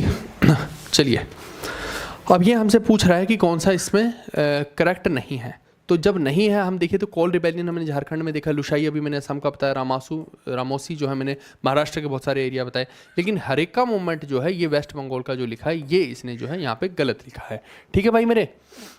ये आपको जो देखने को मिलेगा हरेका मूवमेंट, ये आपको जो देखने को मिलेगा ये असम, मणिपुर एंड लेटर आपको जो है ये नागालैंड में देखने को मिलता है, ठीक है। एक तो ये बात आप ध्यान में रखिएगा। दूसरा आपको ये ध्यान में रखना है इसके जो लीडर हैं हाई पाऊ प्लस रानी गैडी लिन्यू। ये रानी गैडी लिन्यू के बारे में हम आगे भी चर्चा करेंगे जब मैं आपको पढ़ाऊंगा पूरी की पूरी मूवमेंट के बारे में। लेकिन ये बात आपको इसके बारे में ज़रूर रखनी है याद, है ना। और नागालैंड में हम देखते हैं तो जिलियंग नागा से जो है ज़्यादा संबंधित है, जिलियंग नागा से, है ना। तो ये कुछ कुछ फैक्ट्स इसके बारे में बस आप ध्यान में रख लेंगे तो आई थिंक हम जो है कर लेंगे इसको। इसमें यही हो रहा था भाई मेरे, क्या बोल रहे हैं जी। तो इसमें आप ध्यान में रखिएगा, इसमें ये ज़रूर ध्यान में रखिएगा कि जो क्रिश्चियन मिशनरी उस टाइम पे, क्रिश्चियन मिशनरीज जो थे वो ज़बरदस्ती भारत के अंदर जो है क्रिश्चियनिटी का विस्तार कर रहे थे। और मैंने बताया भी था आपको, सन 57 के विद्रोह के बाद ये बड़ा मुद्दा बन गया था कि क्रिश्चियनिटी का विस्तार आप क्यों कर रहे हैं, हमारे लोग का धर्मांतरण क्यों कर रहे हैं। तो इसमें जो है हाइपो और रानी गैडिलिनो जो है इन्होंने जो है इसके खिलाफ किया था प्रदर्शन। ये बात आप ध्यान में रखना, ठीक है। हाइपू जाडोनंग और रानी गैडिलिनो ने, इसका पूरा नाम भी जाडोनंग, ठीक है, हाइपू जाडोनंग ऐसा है करके कुछ। चलिए फिर और क्या निम्नलिखित इसमें से कौन सा जनजातीय विद्रोह 20वीं सदी में नहीं हुआ है। 20वीं सदी में जो है आपको लुशाई अपराइजिंग देखने को नहीं मिलेगी 20वीं सदी में। आप देखिए कि ये हुई कब है, कहाँ गई, ये देखो, ये 1890 से 1895 में हुई है। इसका मतलब ये कौन सी सदी बनती है, 19th सेंचुरी बनती है। तो ये हमसे पूछा है कि 20वीं सदी में कौन सा नहीं हुआ, तो यही नहीं हुआ है भाई मेरे, बाकी सब हुआ है, क्योंकि ये 19th सेंचुरी में हुआ है, तो ये 20वीं थोड़ी हुआ। चलिए, तो कुल मिला के ये आज का पूरा सेशन मैंने आपको दिया है भाई मेरे। ये एक यूनिक सेशन था जिससे बहुत सारे प्रश्न आए हैं जो कि मैंने आपको दिखाए भी हैं। हो सकता है कुछ प्रश्न में से छूट भी गए हो, है ना, रिसर्च के दौरान, लेकिन कुल मिला के कहानी ये है कि ये बड़ा इंपॉर्टेंट टॉपिक है जिसको आपको अच्छे से कर लेना चाहिए। यहाँ से बहुत सारे प्रश्न पेपर में पूछे जा सकते हैं। अगर आप चाह रहे हैं कि ऐसा ही कंटेंट आपको एक जगह संगठित मिल जाए, सब असाइनमेंट्स मिल जाएं, वीडियो लेक्चर्स मिल जाएं जिनको आप कभी भी देख पाएँ, तो आपके लिए अभी ही एक गोल्डन अपॉर्चुनिटी है। और वो गोल्डन अपॉर्चुनिटी ये है दोस्तों कि अभी होली का ऑफर चल रहा है ना, जीके रामन 4.0 बैच पे। जिसने भी नहीं लिया है, होली 600 कोड लगा लेना। जीवी कक्षा ऐप के डिस्क्रिप्शन में जो है, इस वीडियो के डिस्क्रिप्शन में जीवी कक्षा ऐप का लिंक मिल जाएगा। और ये जो ऑफर है 599 वाला, ये दोबारा कभी नहीं आने वाला। ये वन टाइम ऑफर हमने दिया है ताकि जो बच्चा अफोर्ड नहीं कर पाता है वो इसको अफोर्ड कर पाए, ठीक है भाई। तो ये जो लिखा है कि ये प्राइस दोबारा कम नहीं होगा, ये इतना तो नहीं आएगा, ये वाला ऑफर नहीं आएगा। हो सकता है कोई और ऑफर आ जाए 699, 799, 899, लेकिन ये वाला ऑफर नहीं आएगा। ये बात आप ध्यान में रखिएगा। तो जिसको भी लेना है अभी ही लेकर इसको रख लेना, ये आप ही लोगों के लिए हमने किया है, ठीक है जी। तो कुल मिला के आज की क्लास में इतना ही है। कुछ स्टूडेंट्स कह रहे हैं कि क्लास के टाइमिंग को फिक्स कर लीजिए, तो होली के 1-2 दिन के बाद क्या सब बच्चे फ्री हो जाएंगे, है ना। बहुत सारी मूवमेंट हो रखी है, बहुत सारे जो स्टूडेंट्स हैं मान लीजिए कि इधर से उधर गए हैं अपने घरों में, तो अभी आप देख रहे होंगे कि बहुत सारे लोगों का रुझान भी नहीं है पढ़ाई में। तो और इस बार जो आज ग्रहण आ जाएगा अभी, है ना, उसके बाद होली अगले दिन है, फिर एक आध दिन के बीच में जो है लोग पढ़ाई में जो है रिदम में आएंगे। तो उसी ड्यूरेशन में हम क्या करेंगे, अपना एक सही फिक्स टाइम कर लेंगे और उसी फिक्स टाइम पे हम डेली क्लास किया करेंगे। अभी मैं भी खुद जो है, आप समझ सकते हैं ना, एक तो 2 बच्चे छोटे हैं, वो बहुत बहुत तंग करते हैं। मैं आपको सच बताऊं तो मैं ऐसा नहीं कि जानबूझ के क्लासेस को लेट करने की कोशिश करता हूं, लेकिन आप यकीन नहीं करेंगे कि मेरे पास 5 मिनट भी नहीं बचते कि मैं लेक्चर में है क्या, ये एक बारी नज़र तो दौड़ा लूँ, है ना। वो अलग बात है कि मैंने रिसर्च की होती है तो मुझे पता होती हैं चीज़ें, लेकिन मैं चाहूँ भी ना तो भी चीज़ों को देख नहीं पाता, है ना। बच्चे क्या, एक चीखेगा फिर दूसरा चीखेगा, है ना, अब उनकी मम्मी कितना संभाल लेंगी। तो ये भी एक बड़ी कहानी है ना। तो घर में और भी चीज़ें बहुत सारी रहती हैं। मैडम भी इवन जो है इस कंटेंट में बहुत हेल्प करती हैं, तब जाके ये कंटेंट बन पाता है। ऐसा नहीं कि इतना मैं अकेला कर लेता हूँ। तो कुल मिला के कहानी ये है कि इतनी सारी टीम रखने के बाद, है ना, घर के लोगों को इन्वॉल्व करने के बाद भी जो है ये हाल है। अभी थोड़ा सा समय चलेगा बच्चों के साथ, ऐसी क्या कर सकते हैं, है ना। जब आपके हो जाएंगे आप भी ऐसे ही करेंगे, तो ठीक है जैसा भी है। बट मैं अपनी जिम्मेदारी से पीछे नहीं हटता हूँ, है ना। मेरे को ये है कि जब मैंने ये जिम्मेदारी उठाई है कि आपका सिलेक्शन करवाऊंगा तो करवाऊंगा भाई। ये तो मेरी पर्सनल प्रॉब्लम्स है, तो इनका आपके ऊपर कोई इम्पैक्ट नहीं आने दूंगा। कोशिश मेरी यही रहेगी, है ना। और कल जो है क्लास नहीं होगी, कल मेरे को एक अर्जेंट काम है ना, तो उस वजह से मैं जो है वहाँ पे बहुत बिजी रहूँगा, तो कल नहीं ले पाएंगे। और परसों देख लेते हैं, परसों अगर होली खेल के एकदम थके नहीं हुए तो परसों क्लास हो जाएगी, नहीं तो फिर 1-2 दिन के ब्रेक के बाद क्लास ले लेंगे। लेकिन मैं अब जो क्लास लेकर आऊँगा अब, तो काफ़ी बड़ी बड़ी क्लासेस आएंगी और एक ही बार में मैं जो है अब मॉडर्न हिस्ट्री को लगभग निपटा ही दूंगा। आप ऐसे समझिए कि एक तो आना है हमारा इंडियन नेशनल कांग्रेस का लेक्चर, ठीक है, मेन तो वही है। और उससे भी इंपॉर्टेंट है एक टाइमलाइन। तो अगर मेरे से हो पाए तो 5-6 घंटे की एक साथ टाइमलाइन की पूरी वीडियो आ जाएगी, है ना, यहीं पे लाइव पढ़ाऊंगा। और एक पूरी की पूरी आ जाएगी इंडियन नेशनल कांग्रेस की, उसके बाद लगभग खत्म हो जाएगा। क्योंकि फिर इसमें 2-3 चैप्टर छोटे छोटे बचेंगे। जैसे एक मैं गवर्नर जनरल का टॉपिक वहाँ पे अपलोड कर दूंगा, वो तो छोटा सा ही है, वो पहले भी मैंने यूट्यूब पे भी पढ़ा रखा है, हर जगह पर पढ़ा रखा है। उसमें से कोई अलग से प्रश्न ज़्यादा नहीं आए हैं, पहले बहुत आते थे, लेकिन अब उसको जो है मैं वही पुराना अपलोड करूँगा। और दो टॉपिक और हैं, एक है न्यूज़पेपर वाला और एक इंडियन नेशनल कांग्रेस के अलावा जो ऑर्गेनाइजेशंस बनी थी वो, है ना, उनसे भी प्रश्न अभी की क्लासेस में या अभी के पेपरों में तो देखने को नहीं मिले हैं, है ना। इक्का दुक्का कोई प्रश्न आया तो अलग बात है, तो उनको भी जो है मैं रिकॉर्डेड फॉर्मेट में ही डालने वाला हूँ क्लास के बैच के अंदर, क्योंकि उनके ऊपर समय व्यर्थ करके वापस से उनको पढ़ के कोई सेंस नहीं है, क्योंकि जब उनसे प्रश्न ही नहीं आ रहे हैं अभी, तो मैं क्यों उनके ऊपर अपना इतनी एनर्जी लगाऊंगा। तो कुल मिला के कहानी है कि मेन अब टाइम लाइन आपकी रह गई और इंडियन नेशनल कांग्रेस का चैप्टर रह गया, बस ये दो मेन रह गए हैं। इसके होते ही सारी मॉडर्न हिस्ट्री को मैं इस हफ्ते के अंदर अंदर तक कंप्लीट करवाने की कोशिश करूँगा, और उसके बाद फिर जो है हम इकोनॉमिक्स की तरफ जंप कर जाएंगे। और इकोनॉमिक्स में इतना समय नहीं लगेगा जितना इसमें लगा है ना, इकोनॉमिक्स में तो बहुत सुपर फास्ट तरीके से मैं पढ़ा दूंगा, क्योंकि हिस्ट्री ही सबसे लंबी थी और हिस्ट्री का चप्पा चप्पा हमें पता होना चाहिए, तो वो सारा मैंने कवर करने की यहाँ पे कोशिश की है। ठीक है जी।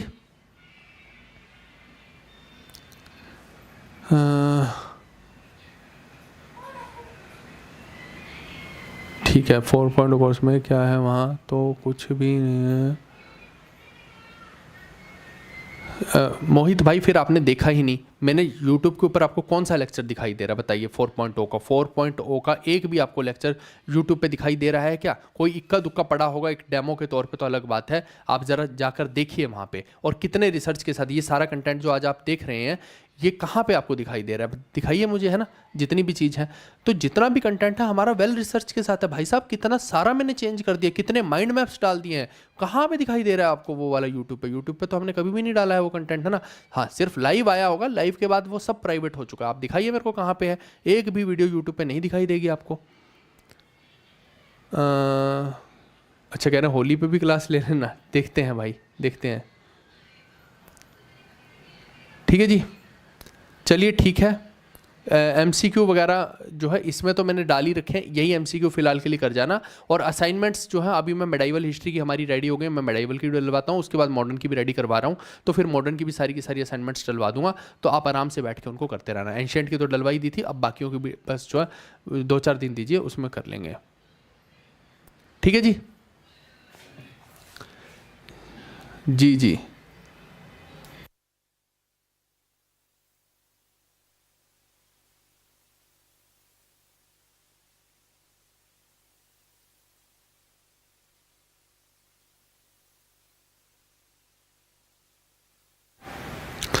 पॉलिटिकली भी आएगा, अभी परेशान क्यों हो रहे हो?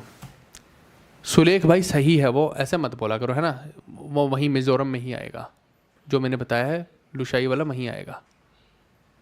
स्टैटिक जीके कैसे करें? अभी के लिए अगर आपको स्टैटिक जीके पढ़नी है तो आप स्टैटिक जीके में वो पढ़िए जो मैंने हेडशॉट सीरीज नहीं, जो स्टैटिक जीके एडिक्विटी वाली सीरीज थी, है ना, उसको पूरी को पढ़ लो, क्योंकि वो तो मैं करवाऊंगा ही, लेकिन अभी जो मैं पेड के अंदर स्ट्रेटेजी जीके पढ़ाऊंगा वो उससे ज़्यादा होगा। जैसे मान लो सपोज करो मैंने डांस का वहाँ पे 2-2.5 घंटा पढ़ाया है, तो पेड में हो सकता है कि वही सेशन डांस का जो है 4-4.5 घंटे का जाए, है ना, क्योंकि मैं आपको सारी चीज़ें ही करवाने वाला हूँ कवर। तो एक एक टॉपिक जो स्टैटिक का पेड के अंदर रहेगा वो थोड़ा लंबा रहने वाला है, ये बात आप ध्यान में रखिएगा। क्योंकि अभी मैं देख रहा हूँ कि जैसे ही MTS का पेपर आ गया तो उसके बाद हमारा सारे ही इस साल के पेपर कंप्लीट हो जाएंगे, तो उसके बाद पढ़ाने में मज़ा भी आएगा और थोड़ी नई चीज़ें भी पढ़ाऊंगा, है ना, नई चीज़ें भी देखेंगे कि एग्जामिनर आज की डेट में क्या टच कर रहा है, वो पता तो होना चाहिए ना। फिर ऐसे कुछ भी देख के सिलेबस खत्म करा के कोई मतलब नहीं है। तो आप स्ट्रेटेजी के लिए वेट करो, मैं ही लेकर आऊँगा बेस्ट, है ना, और करंट अफेयर भी मैं ही लेकर आऊँगा, परेशान मत हो। कह रहे मेघालय PSC भी हो जाएगा भाई, वहाँ का लोकल में कुछ आती होगी अलग से कोई चीज़ तो आप देख लेना, लेकिन बाकी जो कोर सब्जेक्ट से तो ये हो जाएगा। आप समझो PSC लेवल तक का दे रहा हूँ मैं आपको, ठीक है। NTPC का नेक्स्ट शॉट जो है 2-1 दिन वेट कर लो भाई मेरे, मैं पूरा लगा हुआ NTPC के नेक्स्ट शॉट पे, है ना, और टीम भी लगी हुई है, तो बहुत जल्द मैं जो है 2-1 दिन के अंदर जो है आपको दे दूंगा एक नेक्स्ट 1 शॉट भी। उसमें काफ़ी कुछ हम डाल रहे हैं, परेशान मत हो। इकोनॉमिक्स का अलग बन रहा है, करंट अफेयर का अलग बन रहा है, और एक और पॉलिटी का अलग बन रहा है ना। 3 बंदे अलग से लगा रखे हैं इसी काम पे कि भाई NTPC के हेडशॉट जल्दी से बना दो कि पेपर आ रखा है, परेशान मत हो। ऐसे नहीं है कि मैं अपनी जिम्मेदारी से भागता हूँ। अब होली के चक्कर में क्या सभी टीम को छुट्टी चाहिए भाई, तो क्या करूँ, 2-2 3-3 दिन की सब लोग छुट्टी पे चले जाते हैं, तो क्या कर सकते हैं भाई, सबको त्यौहार मनाने हैं। कह रहे हैं अपने इस पूरे को पूरे जितना आपके अंदर एनर्जी है उसका मोटिवेशन बताइए। मोटिवेशन मैं आपको बताता हूँ, मेरा केवल एक है।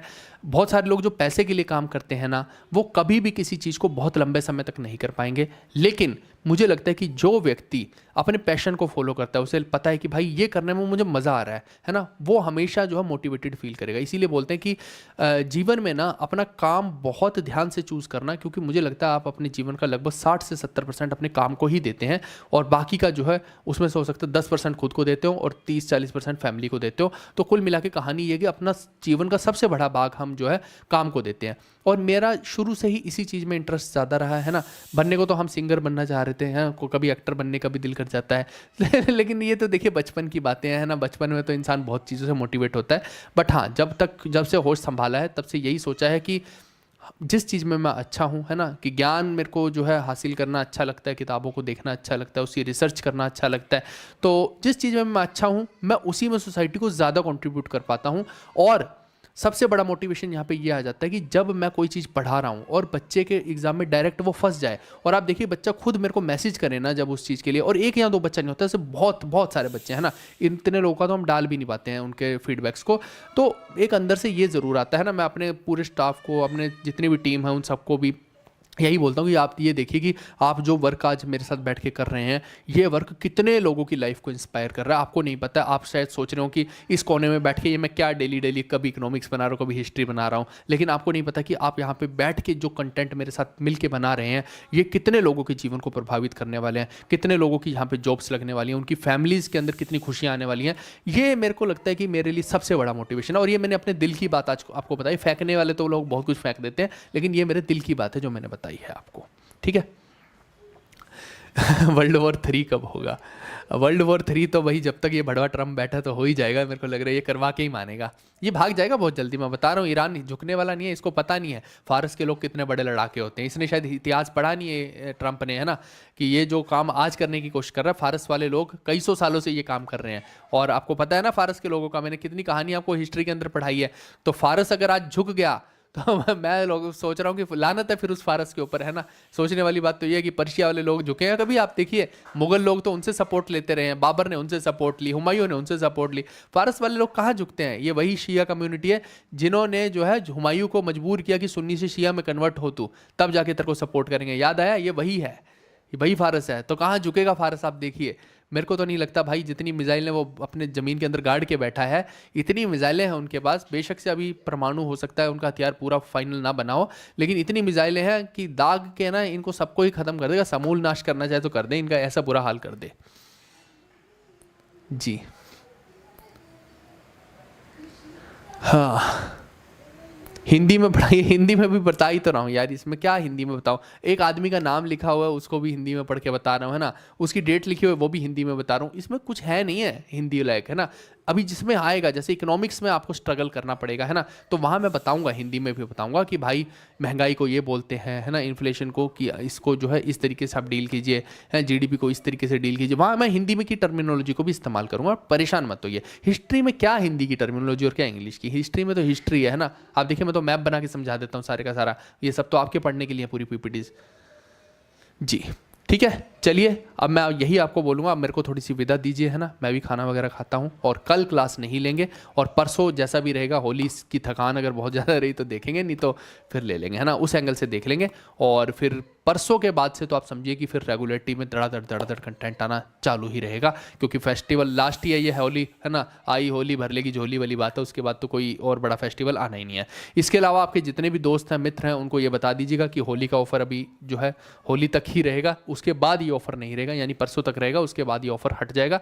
तो अभी ये लास्ट ही सबसे बड़ा त्यौहार है, इससे बड़ा ऑफर ये फिर आने नहीं वाला है। तो ये जीवी कक्षा ऐप का लिंक डिस्क्रिप्शन में, प्लीज़ इसको आप अवेल कर लीजिएगा, ठीक है। और इस वीडियो को शेयर जरूर करना। कल तक इस वीडियो को जो है मैं यूट्यूब पे पड़ा रहने दूंगा, उसके बाद इसको हाइड कर लिया जाएगा। धन्यवाद आपका। ऐप पे अपलोड हो जाएगी नेचर लवर्स, आप थोड़े समय दीजिए, है ना, 2-3 घंटे के अंदर ऐप पे अपलोड हो जाएगी, ठीक है। ओके।